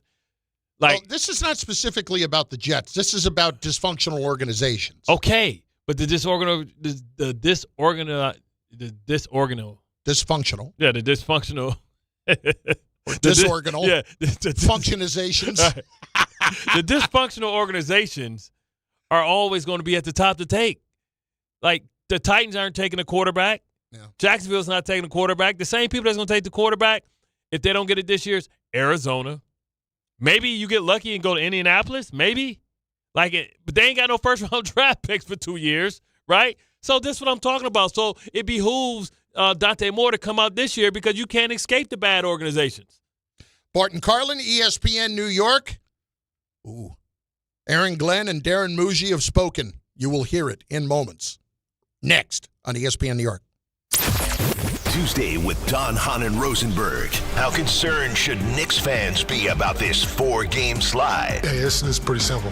They just physically kicked our ass. Who should the Giants be looking at to be their next head coach? And the New York Giants is the most attractive job because of Jackson Dart and the talent that they have at a variety of positions. And they're picking at a spot where we can talk about who are they going to take with that 5th pick. Don, Hahn, and Rosenberg today at 3 on ESPN New York and streaming live on YouTube.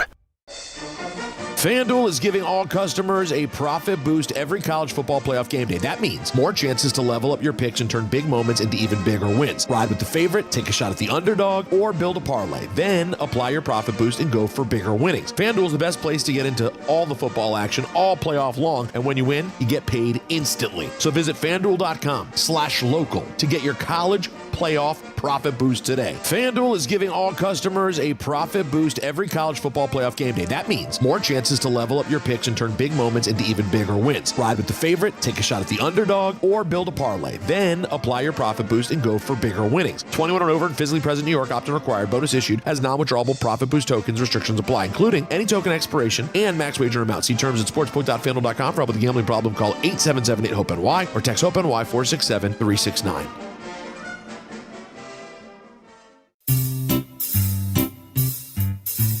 1-877 Cards for Kids. KARS Cards for Kids. 1-877 Cards for Kids. Donate your card today. 1-877 Cars for Kids. KARS Cars for Kids. 1-877 Cars for Kids. Donate your car today. Ready to get rid of that old car? Donate it to Cars for Kids. Call 1-877-CARS-FOR-KIDS to reach a friendly live agent. Donation's super easy, and your car can be picked up as soon as tomorrow. Call us now, 1-877-CARS-FOR-KIDS. That's Cars with a K to donate your car today. 1-877 Cars for Kids. Donate your car today. Did you know you can donate real estate too? Go to carsforkids.org. That's carsforkids.org. What if your instincts could pay off? With Robinhood Prediction Markets, you could put your sports IQ to work on the games you know best. It's not you against the house. It's you participating in a live market. Buy or sell your predictions all game long. Trade every play with Robinhood. Visit Robinhood.com/predict. That's Robinhood.com/predict. Futures and cleared swaps trading involves significant risk and is not appropriate for everyone. Event contracts are offered by Robinhood Derivatives LLC, a registered futures commission merchant and swap firm. Finding great candidates to hire can be like, well, trying to find a needle in a haystack. Sure, you can post your job to some job board, but then all you can do is hope the right person comes along, which is why you should try ZipRecruiter for free at ZipRecruiter.com/ESPN. ZipRecruiter doesn't depend on candidates finding you. It finds them for you. Its powerful technology identifies people with the right experience and actively invites them to apply to your job. You get qualified candidates fast. So while other companies might deliver a lot of hay, ZipRecruiter finds you what you're looking for. The needle in the haystack. See why 4 out of 5 employers who post a job on ZipRecruiter get a quality candidate within the first day. ZipRecruiter, the smartest way to hire. And right now, you can try ZipRecruiter for free. That's right, free at ZipRecruiter.com/ESPN. That's ZipRecruiter.com/ESPN. ZipRecruiter.com/ESPN. ZipRecruiter. A Progressive Home and Auto Bundle can protect you round the clock, but we can't protect you from those painful moments in sports. Oh, I can't believe we blew a 5-touchdown lead.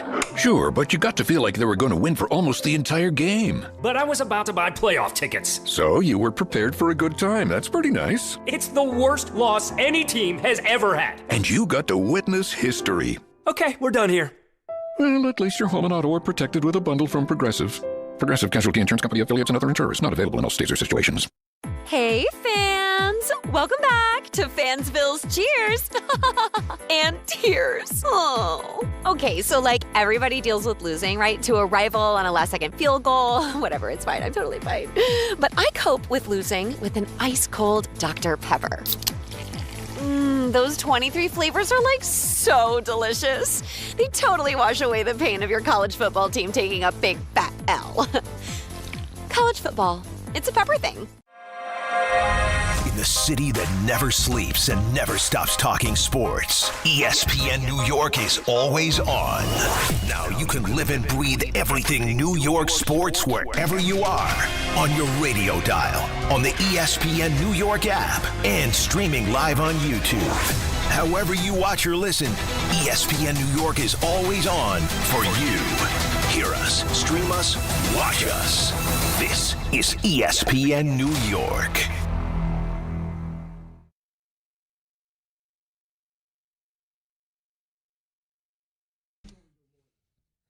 All right, let's hit it. Bart Carlin, ESPN New York, on the ESPN New York YouTube page. Let's, a couple of things here. We got a few things. Number one, I'm going to get to some calls here in the span of the next 4 to 5 minutes. Number two, I got some Darren Muji and some Aaron Glenn for you.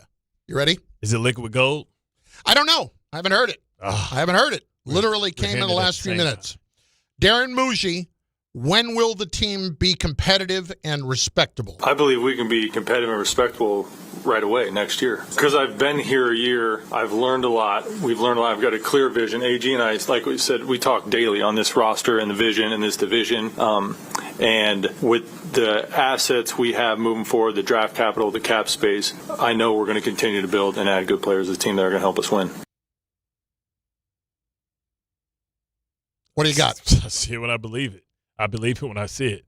I mean, Jet fans are tired. We've heard this all before. I mean, we were a team that took 3 guys in the first round, right? Mm-hmm. Was it Sauce, Garrett, and then move back in and get Jermaine Johnson, and then get Brees, and we thought that was going to be the 4 Musketeers, or we thought that was going to be the Holy Trinity that kind of helped be the nucleus of us turning around. Sauce is no longer here. We don't know what Jermaine Johnson's status is going to be going forward, as they have to make decisions about him. The assets are fine. We're trying to believe if you guys are qualified to make the right decisions. And it starts with everything. It starts with the opportunity to see if they can find a franchise quarterback. Now, we've seen 3 different regimes all get it wrong. And I don't know if you think about Sam Darnold was a wrong pick, or was it just the wrong regime? We know that Zach Wilson was the wrong regime, so now we're trusting a third regime to try and come in and find a franchise quarterback. So that's kind of where we're at, and they're going to have an opportunity this year. We didn't know if it was going to have to be the 2027. I think the fact that they have the second overall pick, this means that maybe they can address the quarterback position this year. And if they address it this year, then that means that we're closer to a rebuild, opposed to trying to kick the can down the road and believe that we're okay for next year. Because I don't know if they don't have it, and if this kid decides to stay inside and decides to go back to school, if you make a super aggressive move for Malik Willis, and where would Malik Willis want to go when you know that the other teams may want him? What's a crazy thing is, when people talk about how dysfunctional the Jets are, that I didn't realize that they're paying Pete Carroll $16 million. They're paying the Raiders. Yeah, they're paying Antonio Pierce $8 million. They're paying $6 million to Chip Kelly, and it's another coach that they're still paying. They still paying Josh McDaniels. They're still paying Josh McDaniels, too. They are paying 4 coaches this year. $50 million. That's ridiculous. Coaches. Yes. And they're about to hire another coach. Yeah, the thing about the Jets, though, is I don't want to go to the whataboutism. Yeah. You know, because I could point to a bunch of other dysfunctional places, and it's a mess. Here's a little more Muji optimistic about the offseason. I'm excited about the offseason as we go into it. Obviously, the draft capital we have, the cap space, and just being here now a year with AG, working with AG, the staff, getting to learn the staff, getting to learn the players, getting to learn this division. I feel more confident today than ever moving forward with what we have going. Let me ask a question. How many times am I going to hear the phrase draft capital? All it's going to do is point to the fact that I made these 2 trades, and I have all these picks. And you haven't done... Listen, it's great that you got the picks, and we agreed that they were good moves at the time. Yeah. But I've got 2 more clips here from Darren Muji. How many more times do you think I'm going to hear draft capital? At least twice more, right? At least 3. Okay. I believe we can be competitive and respectable right away next year. Because I've been here a year, I've learned a lot. We've learned a lot. This is the same one. It's the same one as the other one. I can tell you this, we'll exhaust every option. Free agency, the league, obviously the draft, we will exhaust that and have a good solution for the New York Jets. All right. Listen, some of those clips are the same ones. I would just...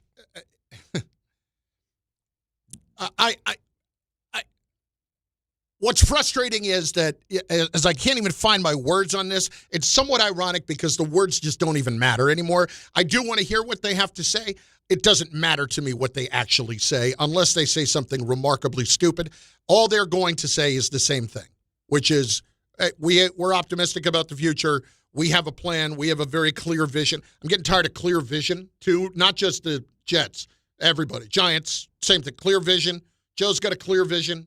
Where was your clear vision 4 years ago? And where are we now? Jets, Muji's been here a year. Well, he learned a lot in this year. Made these trades. We agree. Trades were good trades to make. I don't want to hear about them until you have turned them into other good players, until you have turned it into a better situation. How about a little more AG? What he's looking for in a defensive coordinator. This should be interesting. Man, I like to be aggressive. I want to make sure that wherever the guy that we do have in, that there's a lot of synergy between me and that coach. So I'm not saying that it wasn't synergy between me and Wilkes. It's just I want to make sure as I go through this process that that's not a step that I don't miss. And it'll be a number of coaches that we'll take a look at. Well, I think the synergy part is he talking about system there or is he talking about mentality? He wants to be aggressive. And if we're being truthful and we look at Aaron Glenn's history as a defensive coordinator, he was not brought here because he was an amazing defensive coordinator. He was brought here because we thought he was a good leader. Great leader, exactly. And he had what he had did with the Lions and how their passion.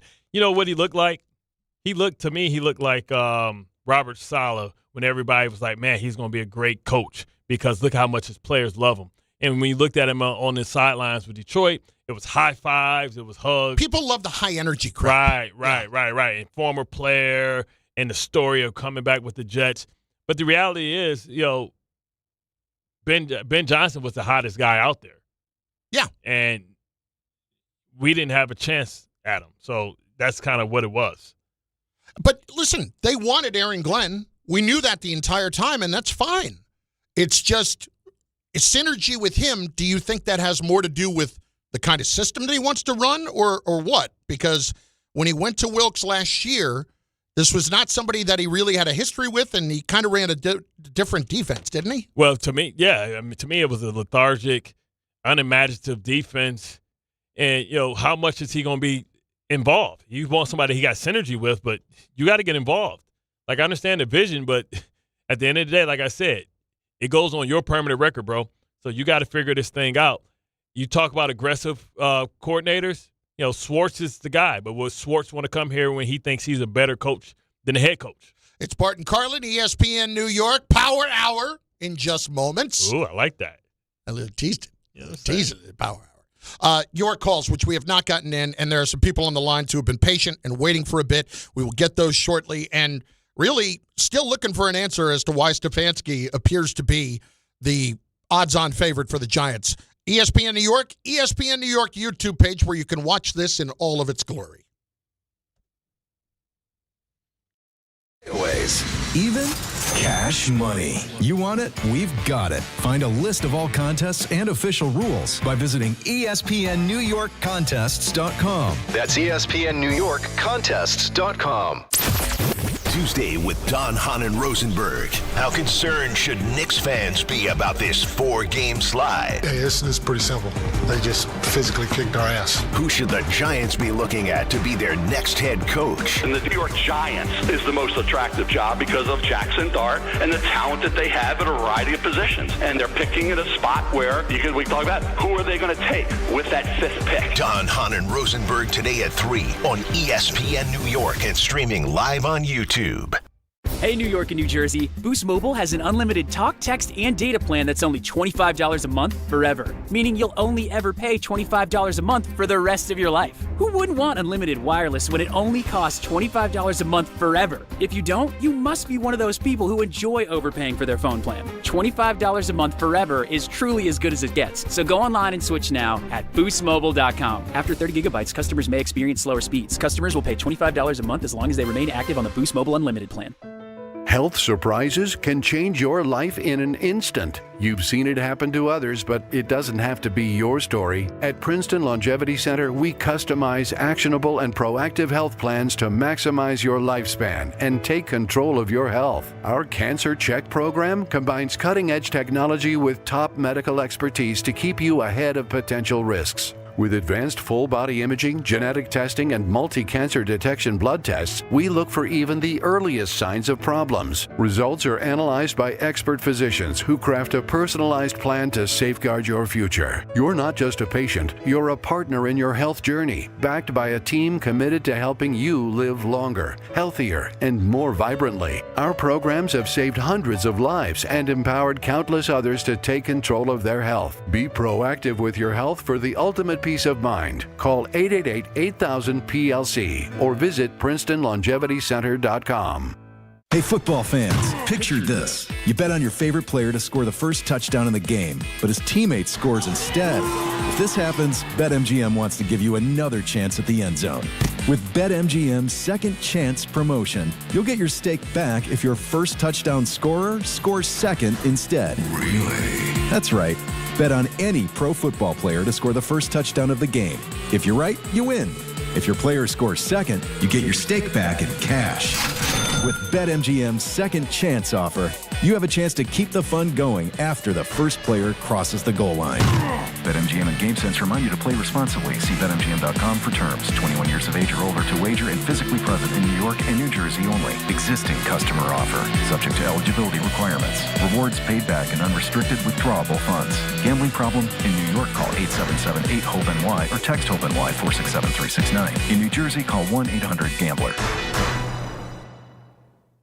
Do you owe $10,000 or more in credit card debt or personal loans? With credit card debt at all-time highs, Debt Relief Advocates is urgently notifying consumers of debt relief now being made available, designed to aid consumers with out-of-control credit card debt. Those who qualify and enroll for this relief program will only have to pay back a fraction of what they owe. This is not bankruptcy or a debt consolidation loan. This is a relief program that credit card companies would rather you not know about, as it ends your debt nightmare and saves you lots of money. Consumers owing at least $10,000 in credit card debt or personal loans can now take advantage of this debt relief as the cost of living skyrockets. Debt Relief Advocates has established a relief hotline for you to call to learn what debt reduction you may qualify for, so don't wait. For this free information, call the Relief Hotline at 800-606-8737. 800-606-8737. 800-606-8737.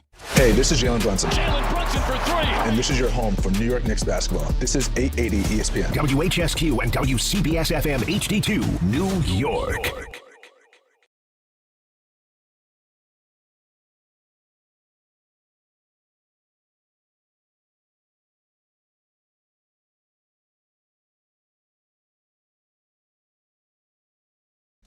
That's right. Noon on ESPN New York. Bart Carlin with you. 800-919-3776. 800-919-ESPN. Over on the ESPN New York YouTube page as well. Noon means that, of course, it is what? It's the power I'll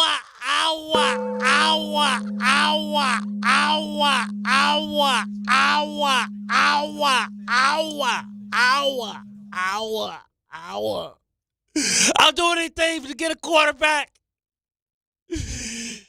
That's my quarterback. Who? I'm speed dating Mendoza. If I gotta hear Dante Moore. If I got to hear the phrase speed dating now when it comes to any of this stuff, all the NIL coaches, like last week in doing these bowl games, all I heard from coaches was, it's like speed dating with these new players and deciding who I'm going to go hand $750,000 to. Exactly. And I barely know the kid. That's crazy. I'm wondering, because the Jets finished with the second overall pick, do they get to coach the Senior Bowl?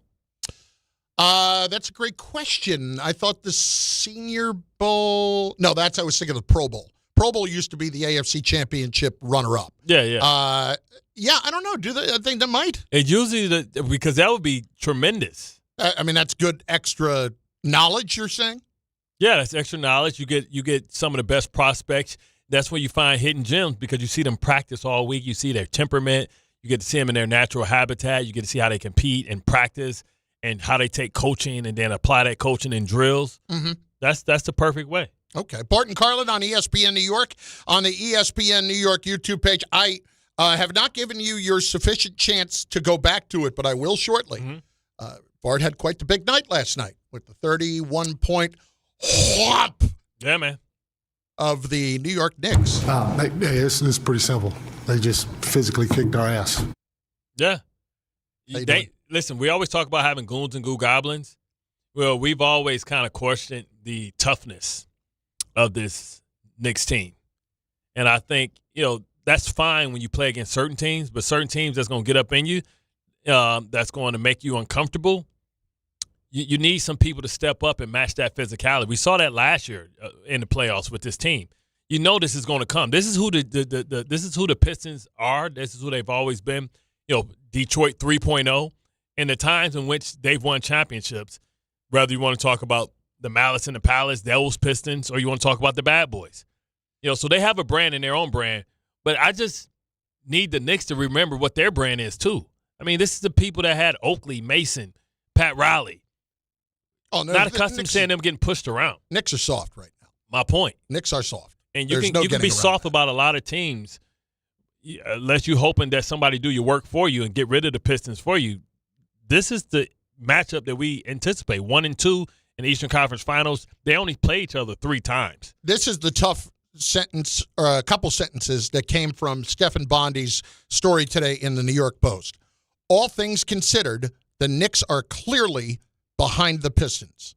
They're losing in the standings. They're losing in head-to-head matchups. They're losing on defense. And they didn't look Monday like they could live up to the owner's expectations. With Jim Dolan yesterday saying that the Knicks should be in the finals. Well, no kidding. We already knew that. So the thing is, right, I've loved everything that Mike Brown has done. How can you not? Mike Brown. Up until the last 4 games, how can you not? Mike Brown has brought in an open concept when you talk about getting the ball to the paint, pushing the tempo, the pace, then kicking it out to shooters and being able to be aggressive. And the way he's trying to do it is by having depth in his rotation. So, guys, listen, when you're out there, I need 110%. I need you to push. I need you to go. I need you to get in and get out. And we developed, and to his credit, he's developed the people behind, which has been great because the Knicks, I don't know what the standings are, but they got to be pretty close to one of the high-scoring teams in basketball as far as, their offensive productivity. But, man, sometimes when you get something, you got to give something. And they've given up their defensive identity that we were accustomed to under Thibodeau. And I know a lot of people say, well, Josh Hart changes that. But no, I'm talking about the mentality. Becoming a jump shooting team, not playing the ball, not throwing the ball to the post. I mean, your tough post player is your point guard, Brunson, who had 0 assists yesterday. That no matter what, it is never a game that a point guard in the NBA should not have an assist, especially when he has 26 points. That means that you're not trying to get others involved. Like, you can't do it by yourself. we used to always talk about that, and when you used to think about Phil, he used to always talk about how important it was to get your other guys involved so they're not sitting around and Carmelo Anthony watching you play basketball as they sit on the perimeter waiting to see if you're going to kick it back out to them. So what I was most disappointed with, toughness, yes. Okay, toughness. But, man, the defensive identity. You got to get some – you can't be, great offensively and drop that much on the defensive side of the ball. And, it used to be a privilege to be able to shoot shots. You have to earn that by being able to create offense with your defense, and the Knicks don't do that. I mean, OG does that from time to time, but most of the time it's treated as a right and not a given, most not time, a yeah, privilege. most time out there, if you don't have Mitchell Robinson and OG out there and Josh Hart, but then that's not a great offensive team. And you talk about the foul shooting, which is crazy. So I'm disappointed in the defense and the lack of toughness, but they can't go anywhere if they're not going to commit to defense. All right, let's get some of the calls in because they've been waiting a bit here. I will give you more of a chance to go ahead and stick it to the Knicks. I ain't even trying to stick it to him. I know you're not. I'm disappointed and it's a little disappointing that you're not because I was looking forward to unmanageable Bart, insufferable Bart today. And but when you're right, this really watered down version of Bart that's disappointing. Because when you're right, you don't have to over-explain, right? Kay Cunningham showed you exactly what I was saying was right, and Brunson wasn't right. In the head-to-head, when you see him at the same damn time, you got a Minnie Mouse, you got a Danny DeVito version of Kay Cunningham out there, and you saw Kay with the defense throwing McBride stuff out, telling him you ain't 21. You got to be 21 to come in my club, buddy. Mike in Levittown is up on ESPN New York. Mike, what's going on, bud? Thanks for being patient. Hey, what's going on, guys? So my argument with Stefanski is, listen, this guy had 5 quarterbacks in 1 year. In 1 year. And still pulled off 11 wins with 5 quarterbacks. Talk about adversity. We're in New York. You're going to deal with adversity every single day. You got a complete dumpster fire of an organization with the Browns that their owner meddles in everything. You drafted 2 QBs last year. 2. Not 1 but 2. And he still dealt with what he had to deal with. Yes, it was rough, but he shut up, he got in line, and he coached his team. And his players played for him all the way through the season. I think that he's a great choice. Bring Schwartz with him, get a good offensive mind for Dart, and you're good to go. I mean, you really try to simplify it in a big way there, and you're not looking at all at the 4 other years where things were not good. I mean, what are we talking about here? Listen, I get it. I don't think he's a bad coach, but I can't. When we're talking about a 6-year period, it's hard for me to take one guy and completely give him all the credit for the 2 years where things went right, and then not give him any of the blame for when the 4 years of the things that went wrong, and then just blame that on everybody else, the meddling owner, and then the GM and everybody jumping in the way. Like, at some point, you played a role in the losing. That's true. So that's where my biggest issue is with this. I mean, but he's a good coach, and I think from all the experts, they understand what he was dealing with, and they know that he can develop the offense even this year with Shador, right? They won games, and you saw how his offense looked just as good, in my opinion, at times as the Cincinnati Bengals did without the weapons, Jerry Jeudy, Njoku. I mean, hell, he turned Fannin into a freaking, I hate to even. I know.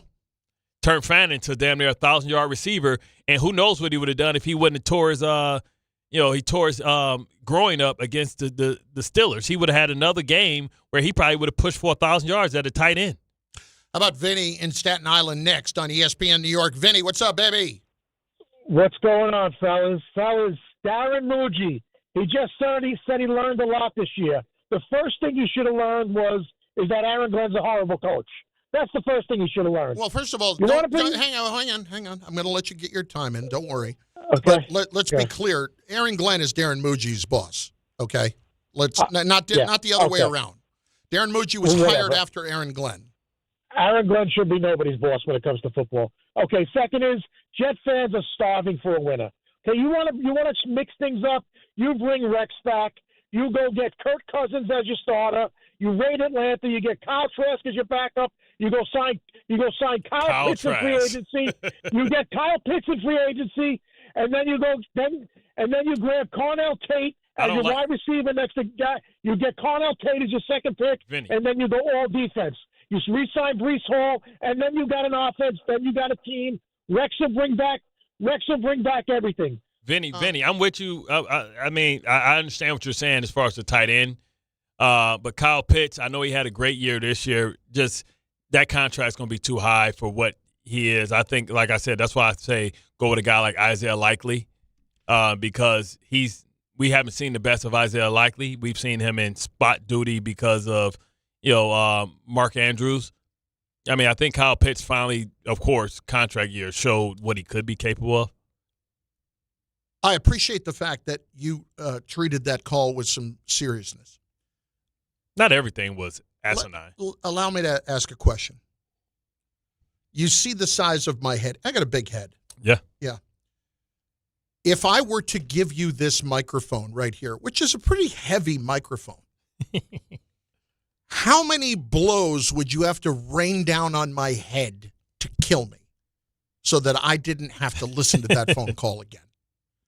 Could you kill me with 20 shots to the head? Would it take that many? How many licks does it take to get to the center of a Tootsie Pop? Exactly. Exactly. Crunch. Because I don't have any faith in the microphone wire here to be able to get around my neck, and I don't have any faith in the structural support of this building to hold me up. So I'm just looking at ways to just frankly do whatever I had to do to not listen to that call again. Kyle Trask. Rex. Bring back Rex. Kirk Cousins. Yeah, he was set. I mean, come on. Yeah, come on. That's the plan. It's not serious, people. Mo in Jacksonville. Mo, what's up, baby?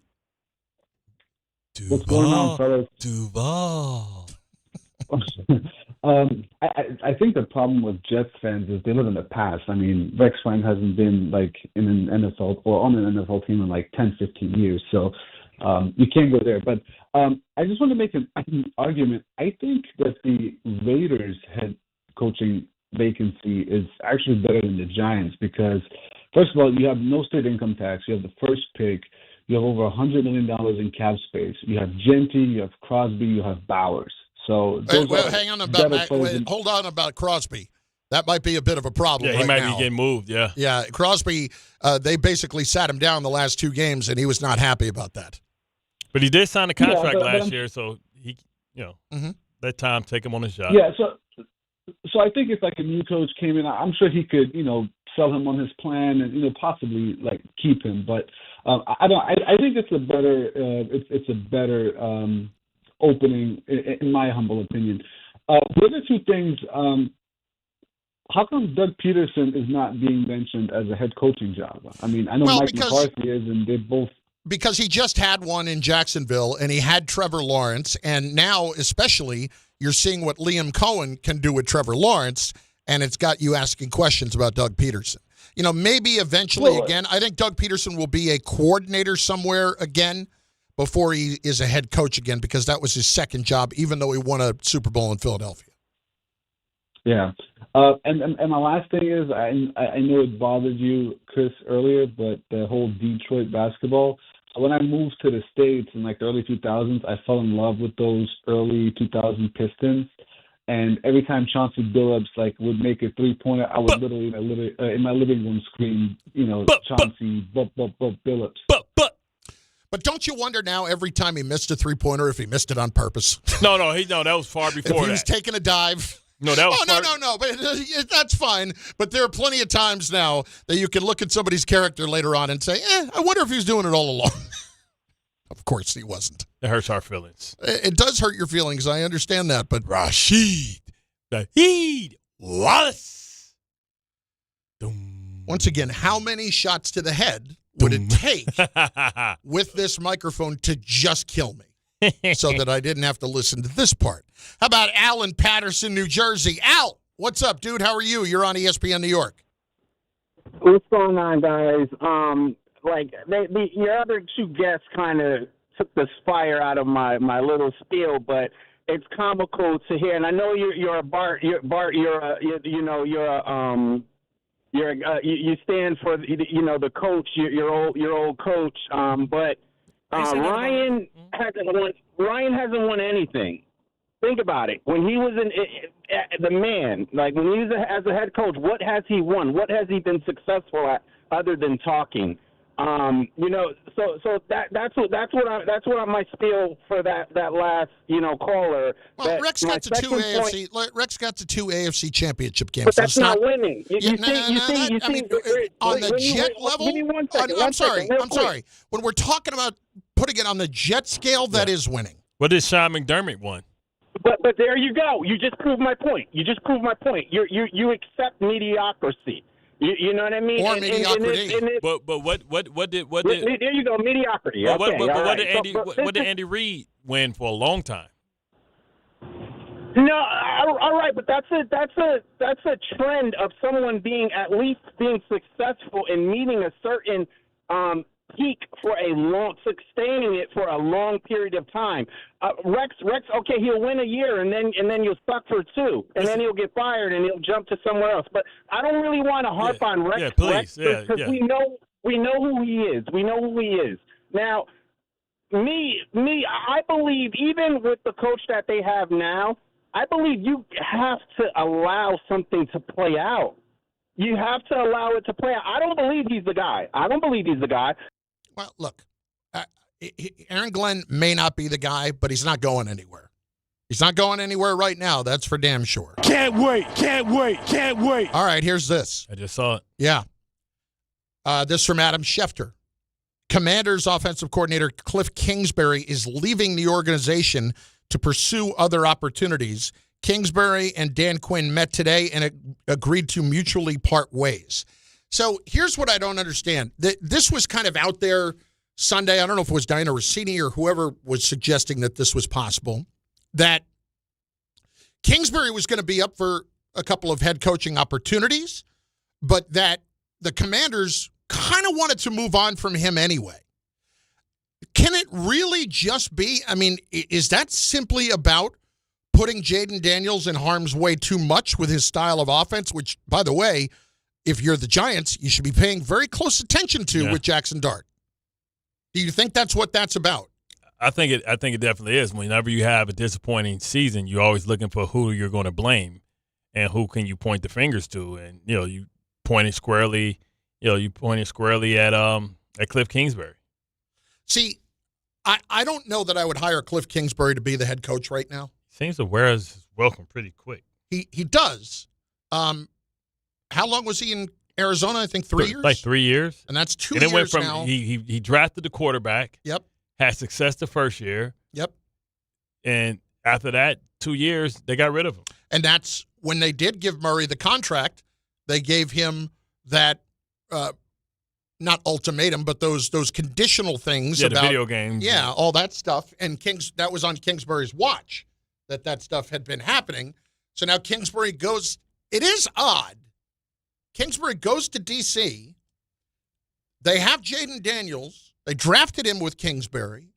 And he has a phenomenal first season, but then he gets hurt this year, and now Kingsbury's out. That is odd. That's quick. Yeah. And remember, he's a guy that, we saw the big picture of him sitting at his crib in Arizona, and he's still getting paid for like the next 2 years. Yeah. So it's not like he had to go and jump right back into the game. Remember, where was he at? He was like overseas or something when they fired him. He went right over to like Thailand. Yeah, with his chick. I'm sorry, his girlfriend or somebody. Yes, I believe it was his girlfriend. That he immediately jumped and went overseas on vacation. Listen, I don't blame him for going on vacation immediately. I ain't mad at it. No. Especially if he got the coin. Clearly he had it. You get fired, you give me the money, I'll go. No problem. I'll go rent the G5 or whatever it is, whatever the jet is, and I'll make it happen. Listen, does this give you any pause from a Giant perspective on Kingsbury, either from talking to him about being the head coach or talking to him about being the coordinator?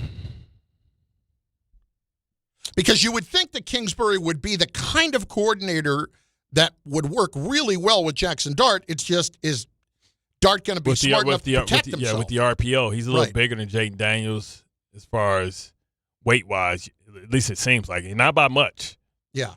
I don't know. Because you were very high on Kingsbury before, but Yeah. this has got to raise It's a like, red flag. it's like, do you really want somebody that's – This is the thing, man. This is what they talk about. It Are they is letting him go? It is always easier to get a job when you have a job. Yeah. Are they letting you go because they want to sabotage the Giants because in division? Here, take him. Yeah. Dart won't last a year. Well, but here's what really bothers me the most about it.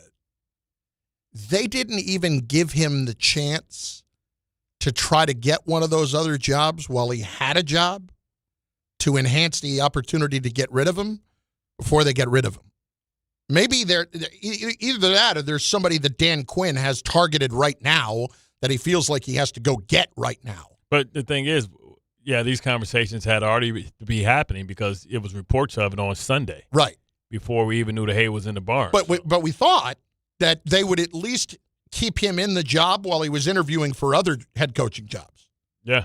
And they didn't, which either is a big blank you to Kingsbury or it's, no, we have somebody that we want to go get right now that has to be our guy. And then 3, what does it say for the head coach in Quinn or Adam Peters, the GM, that you move on from this guy a year removed from Daniels having such a big year?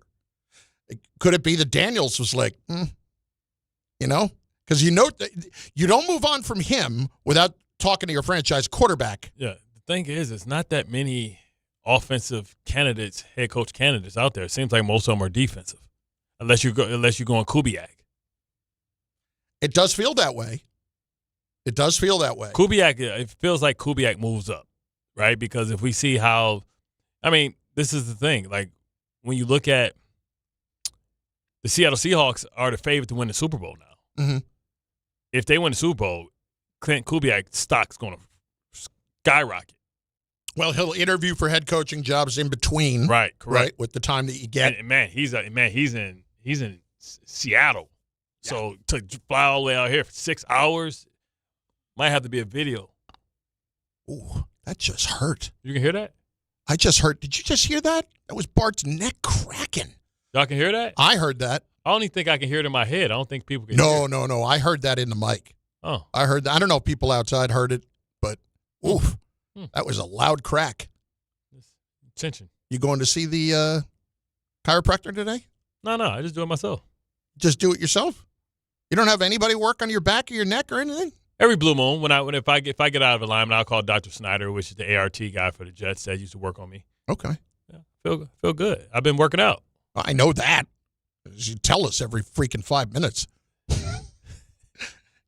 We won't have the same mistake before. I am thoroughly manscaped. Do you know? Yeah, that was an unfortunate moment yesterday. Caught me off guard. And if you went back looking for it, you weren't going to find it. Because as far as the video is concerned, it never happened. Burned it like Spygate for New England. Burned it like the electrolysis on your body.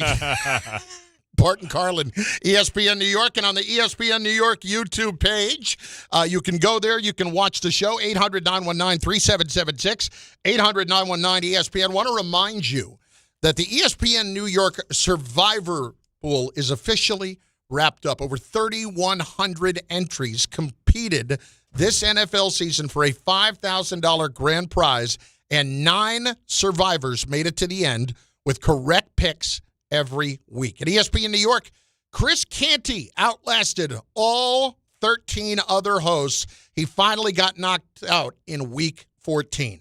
Big thanks to everybody who participated and to SplashSports.com for powering the contest all season. Bart Carlin, ESPN New York.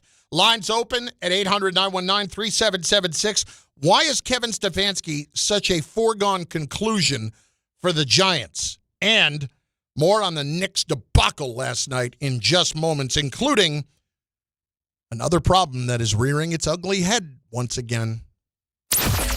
Tuesday with Don, Hahn, and Rosenberg. How concerned should Knicks fans be about this 4-game slide? Hey, it's pretty simple. They just physically kicked our ass. Who should the Giants be looking at to be their next head coach? And the New York Giants is the most attractive job because of Jackson Dart and the talent that they have at a variety of positions. And they're picking at a spot where we talk about who are they going to take with that 5th pick. Don, Hahn, and Rosenberg today at 3 on ESPN New York and streaming live on YouTube. What if your instincts could pay off?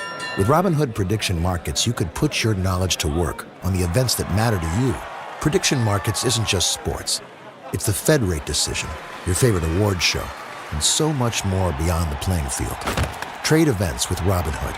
Visit Robinhood.com/predict. That's Robinhood.com/predict. Futures and cleared swaps trading involves significant risk and is not appropriate for everyone. Event contracts are offered by Robinhood Derivatives LLC, a registered futures commission merchant and swap firm. The wild card round is here, and FanDuel is turning on playoff mode. All customers get a profit boost pack every NFL playoff game day. Each game day during the wild card round, you'll find a pack loaded with multiple profit boosts waiting for you in the app.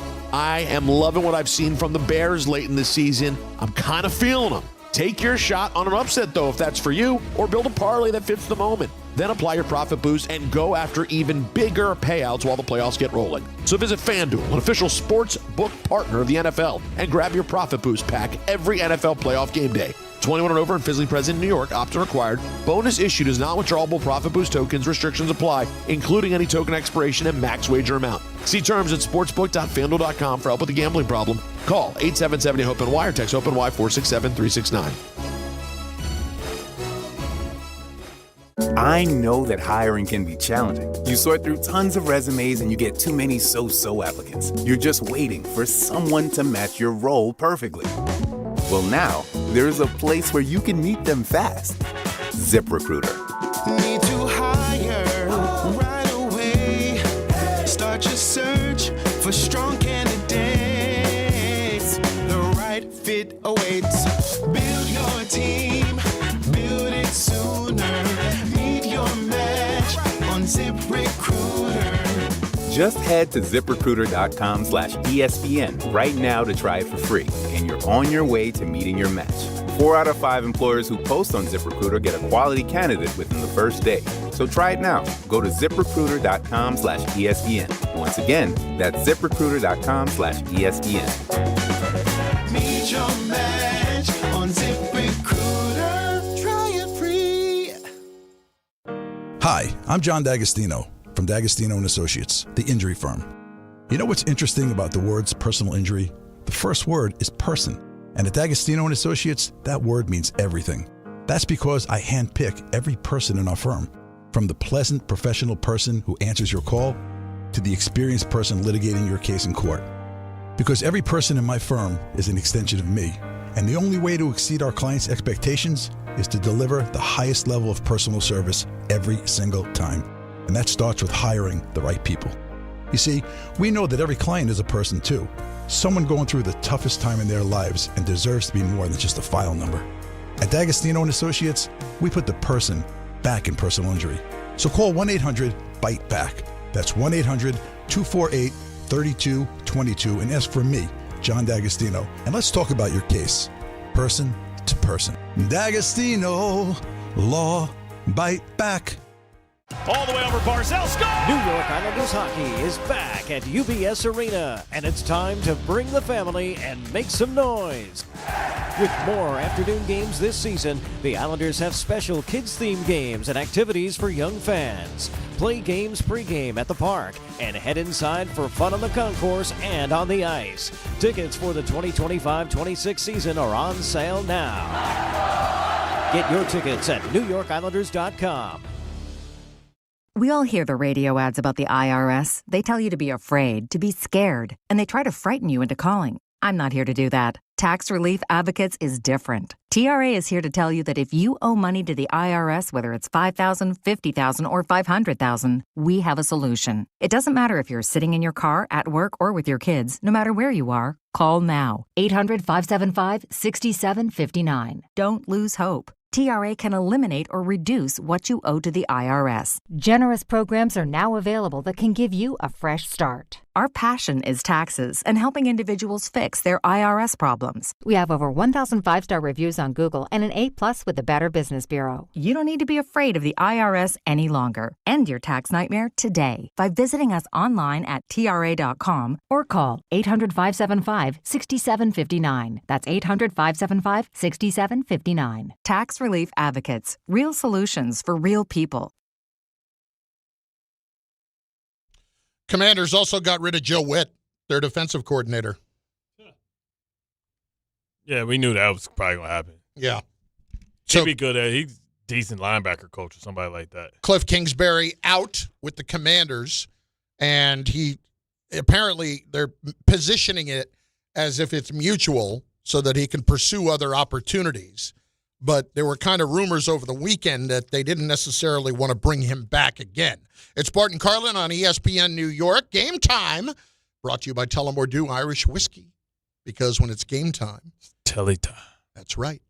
7 o'clock, St. John's Red Storm traveled to Hinkle Fieldhouse to play the Butler Bulldogs. Coverage begins at 6:40 right here on ESPN New York. And at 7:30, the Islanders host the Devils at UBS Arena. Tullamore Dew is the original triple distilled, triple blended, triple cask matured Irish whiskey. Be sure to grab a Tullamore Dew or try the new Tullamore Dew Honey during today's action. Glasses up to enjoying Tullamore Dew responsibly.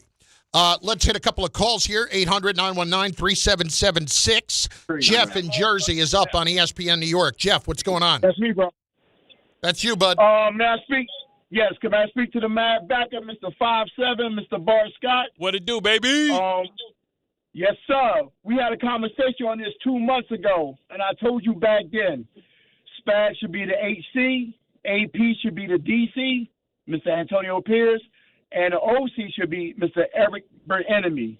Playing professional sports, when you got three guys like that got the hardware and they're trying to teach you and get you to another level, you're going to listen.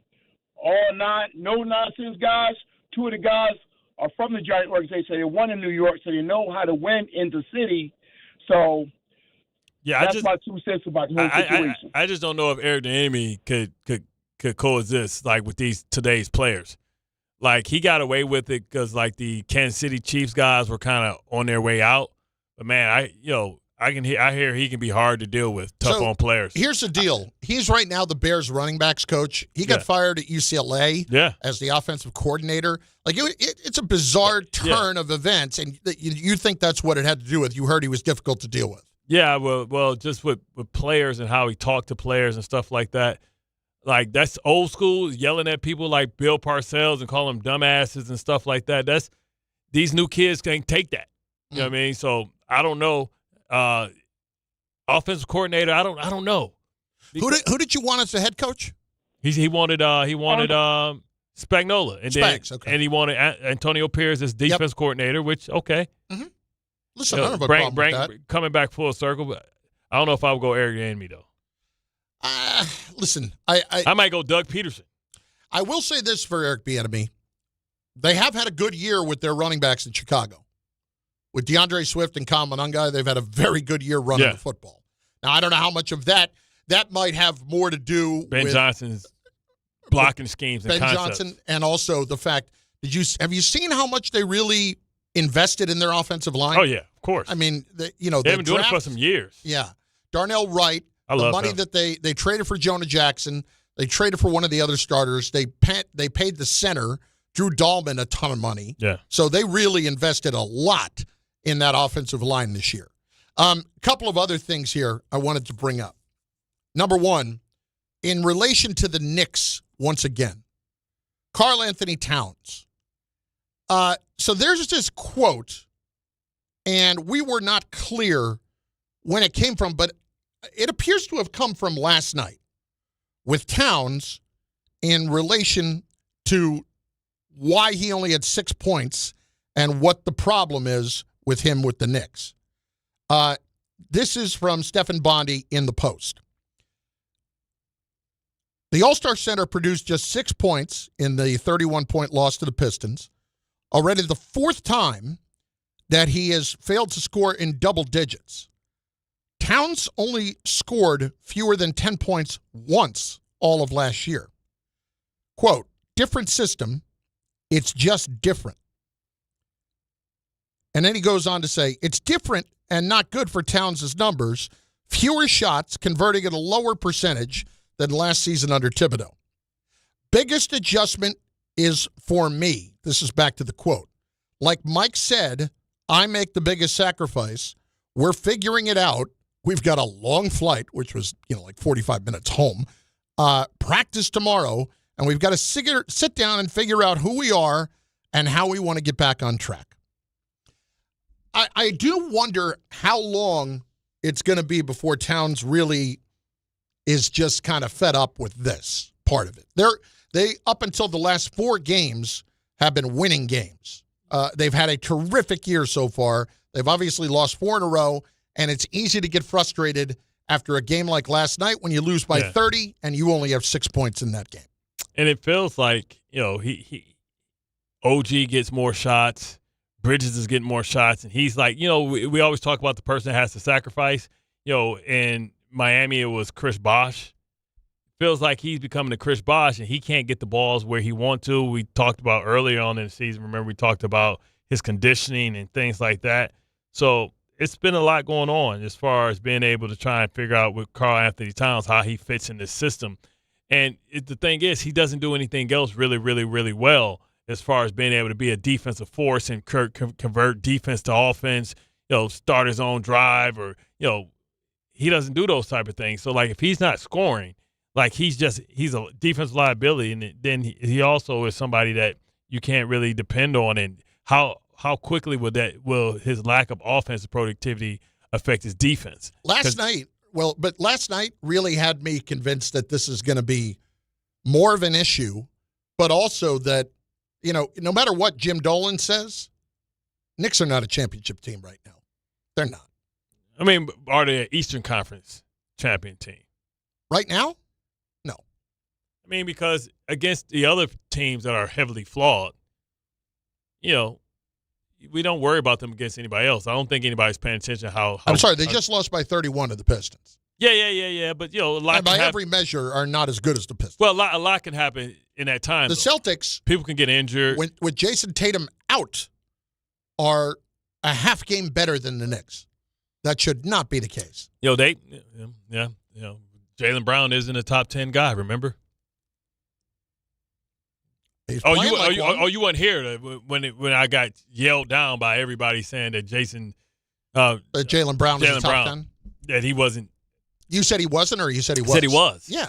I said he's a Finals MVP, and the reason why he don't have the same productivity that Brunson may have as far as the average points, even though he averages a bunch of points, is because Jason Tatum is going to take half of the shots. So hang on then. If you're going to argue against that, how exactly do you do that if you just want to point to the fact that he's got his points this year because Tatum's not there?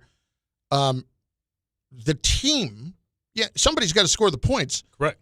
But the team is 11 games over 500 without its number one player, supposedly. And Porzingis gone. And so what am Drew Holiday gone. So what am I missing there? People just like to argue with me. They get mad when I say it's the difference between a star and a superstar, and they get upset when I said it was 10 players better than Jaylen Brunson. And they just got upset. I had him at like 12. It's like people are always offended. It's like LeBron's offended because people are saying he's the number 2. They say you're number 2, bro. Did anybody ask about how Brunson ended up staying last year, or no? I guess not. As to why he took less. There any side jobs that they've worked out yet? Are we gonna get that Kawhi Leonard? He got to go bless a tree. $50 million for being part of a. He probably got some of the development stuff out there. He got to go out there and do some appearances, get $50 million for the new thing for the Mets. I'm sure they'll figure it out. For sure. Bart Carlin on ESPN New York and on the ESPN New York YouTube page, 800-919-3776, 800-919-ESPN. Aaron Glenn, Darren Muji speak. You'll hear it. And Dante Moore what his future holds. It's all next on ESPN New York. Bet365 is paying out before the final whistle. Check out Bet.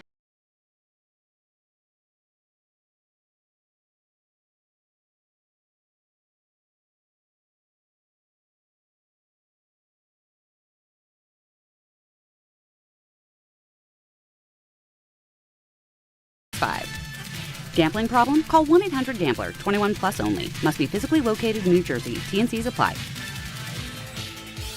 Why do you go to Princeton Longevity Center? We go to Princeton Longevity Center because my husband's cardiologist told him having this exam saved his life. Because somehow 20 turned into 40, and now I need to take my health more seriously. The Princeton Longevity Center designed a program to keep me healthy and active, so 50 and 60 will be no sweat. Because even though my cholesterol is high, it turned out my arteries are clear. That's a big relief. Whether you want to make the most of your future years or just want peace of mind, you need the Princeton Longevity Center. Their comprehensive preventive exam combines the latest technology with caring experts to create your personal plan for staying well. Because I shouldn't have to wait an hour for a 10-minute physical. I go to Princeton Longevity Center because I get everything done in one day and take my results home with me. Find out why you need Princeton Longevity. Call 888-8000-PLC or go to PrincetonLongevityCenter.com. Call 888-8000-PLC. That's 888-8000-PLC. Hey, New York and New Jersey, Boost Mobile has an unlimited talk, text, and data plan that's only $25 a month forever, meaning you'll only ever pay $25 a month for the rest of your life. Who wouldn't want unlimited wireless when it only costs $25 a month forever? If you don't, you must be one of those people who enjoy overpaying for their phone plan. $25 a month forever is truly as good as it gets, so go online and switch now at boostmobile.com. After 30 gigabytes, customers may experience slower speeds. Customers will pay $25 a month as long as they remain active on the Boost Mobile Unlimited plan. If you've been injured on a construction site, then you need a lawyer who knows New York's unique labor laws. At the Parisman Firm, they have decades of experience handling construction accident cases and a proven track record of delivering huge results. Their team has already recovered nearly $1 billion for hardworking New Yorkers. From scaffold accidents to slip and falls and equipment failures, they've got your back. Call the Parisman Firm now at 718-WORKERS. That's right, 718-WORKERS, because your case is their cause. Get the justice you deserve today. Hey, football fans, picture this. You bet on your favorite player to score the first touchdown in the game, but his teammate scores instead. If this happens, BetMGM wants to give you another chance at the end zone. With BetMGM's Second Chance promotion, you'll get your stake back if your first touchdown scorer scores second instead. Really? That's right. Bet on any pro football player to score the first touchdown of the game. If you're right, you win. If your player scores second, you get your stake back in cash. With BetMGM's Second Chance offer, you have a chance to keep the fun going after the first player crosses the goal line. BetMGM and GameSense remind you to play responsibly. See BetMGM.com for terms. 21 years of age or older to wager and physically present in New York and New Jersey only. Existing customer offer. Subject to eligibility requirements. Rewards paid back and unrestricted withdrawable funds. Gambling problem? In New York, call 877-8-HOPE-NY or text HOPE-NY 467-369. In New Jersey, call 1-800-GAMBLER. Out on the course, they're the PGA Tour's best players. But in the arena, they're prime time. And Season 2 of TGL presented by SoFi is back with lights, cameras, action. We're talking big moments, big personalities, big names in the stands, all on the big screen. Big-time matchups with shot clocks, hammer drops, timeouts, overtime, and playoffs. It's city versus city, squad versus squad. The sport just hits different under the lights. It's TGL presented by SoFi. Keep up. It's golf. Tune into every match. Only on ESPN. You know the rush when you reach that goal, when something you've worked for pays off.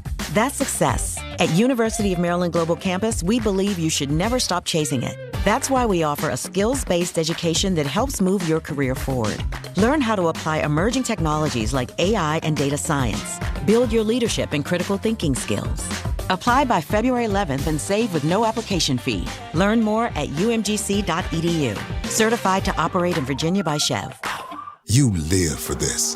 The wins, the losses, the slam dunks, and the buzzer beaters. The dream that this is your team's year. Hope, it's what keeps you coming back. So you represent with anticipation and with pride. Because when everything's on the line, your support means everything. That's why the NBA Store is here to support you. Check out the largest selection of official NBA gear at NBAstore.com. A Fanatics experience.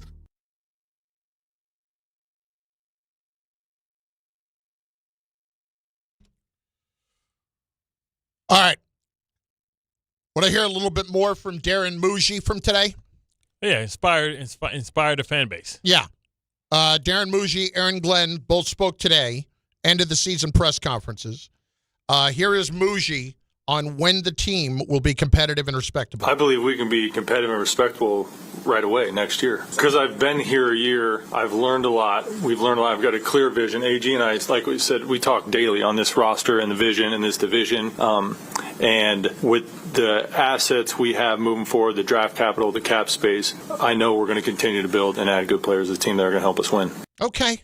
Listen, you've got the picks now, and they were two really good trades, I think, as it turns out. First of all, I'm happy for Quinnen, even though they didn't make the playoffs.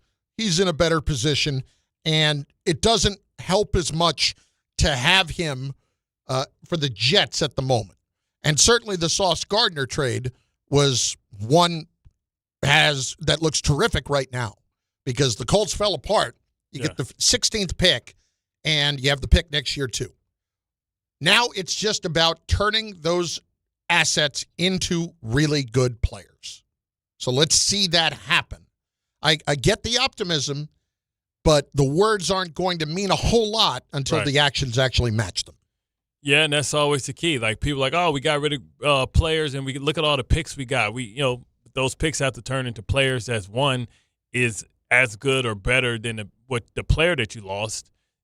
Then what good does it mean if those players aren't good? I mean, the Jets have a whole list, and the NFL is riddled with players in the first round that didn't pan out.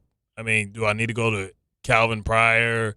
Do I need to go to D. Milner? D. Milner, Darren Lee, Vernon Golston, Quentin Copels. I can go down the line. Do I need to go to even my guy from Boise? Kyle Wilson. Yep. Like I can do this for a long time. Here he is on the quarterback situation. I can tell you this, we'll exhaust every option. Free agency, the league, obviously the draft, we will exhaust that and have a good solution for the New York Jets. Okay.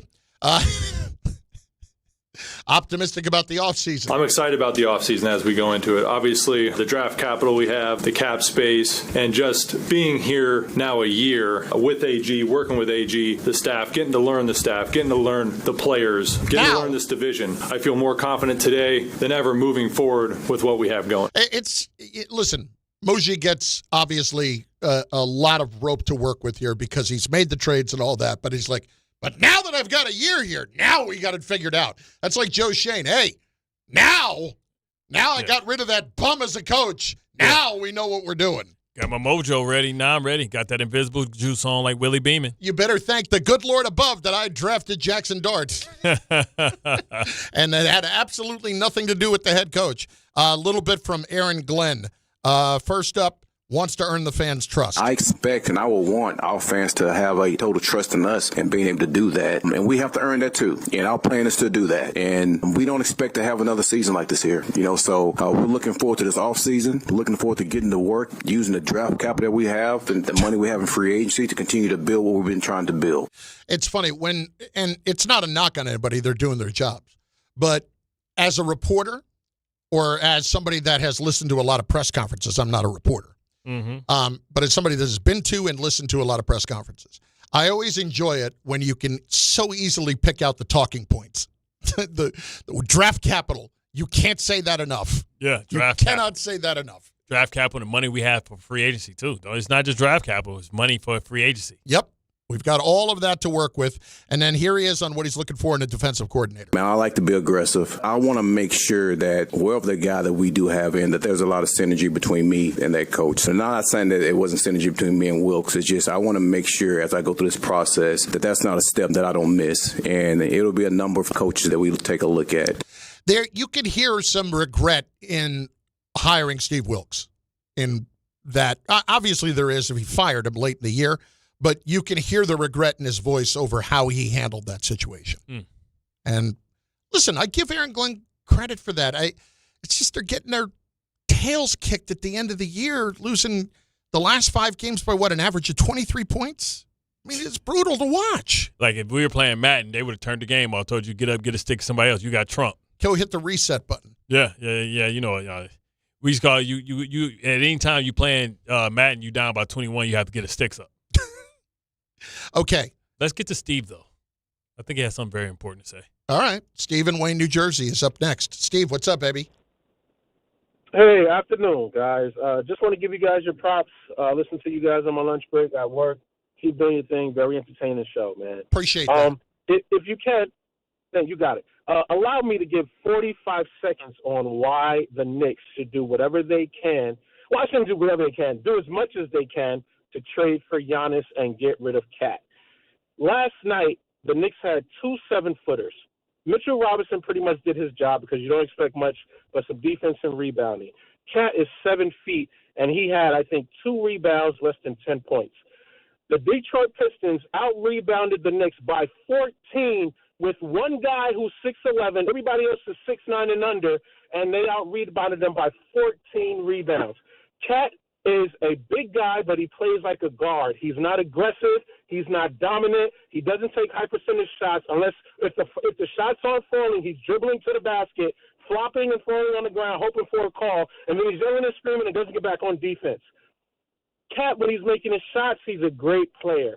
Other than that, he does not play like a big man.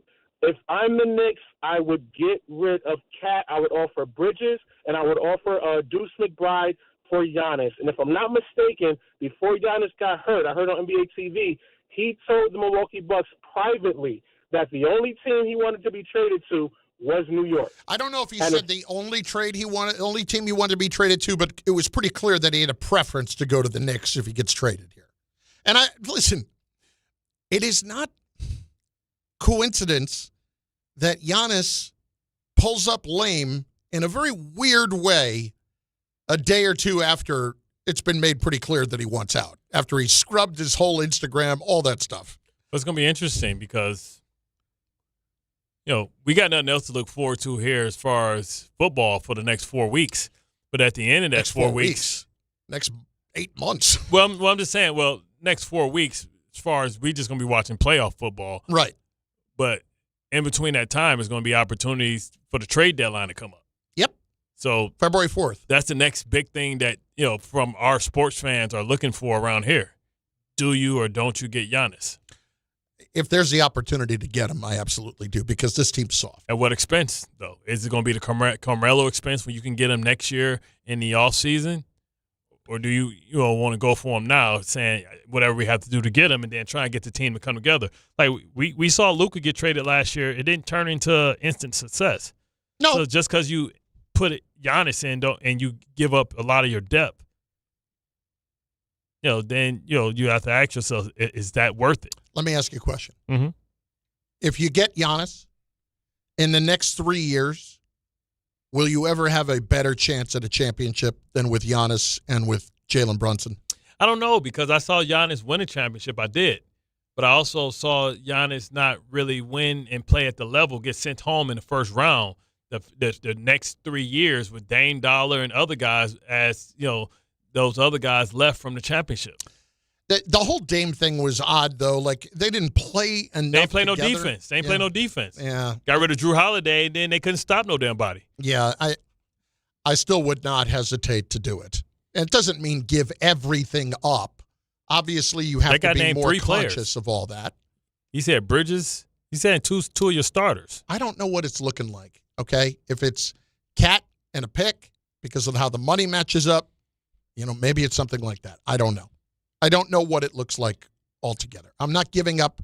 It's not. I even hate that phrase when it comes to Giannis. I'm giving up what I have to give up to get him. Mm-hmm. But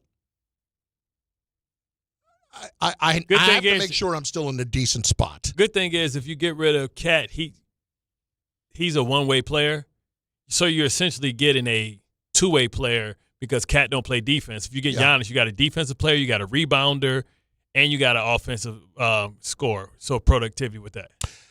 That will do it for us, the Michael K. Show. is up next, plus a big Don Hahn and Rosenberg this afternoon. Eager to hear what Hahn has to say after what happened last night. It's pretty simple.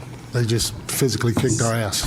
Speak truly, Hahn. You know he will. Speak truly about, Cade Cunningham and them Pistons. Oh, I don't know about that. He'll speak truly about the Knicks. I don't know about Cade Cunningham and the Pistons. It's Bart Carlin on ESPN New York. The Michael Kay Show is next. Tuesday with Don Hahn and Rosenberg. How concerned should Knicks fans be about this 4-game slide? It's pretty simple. They just physically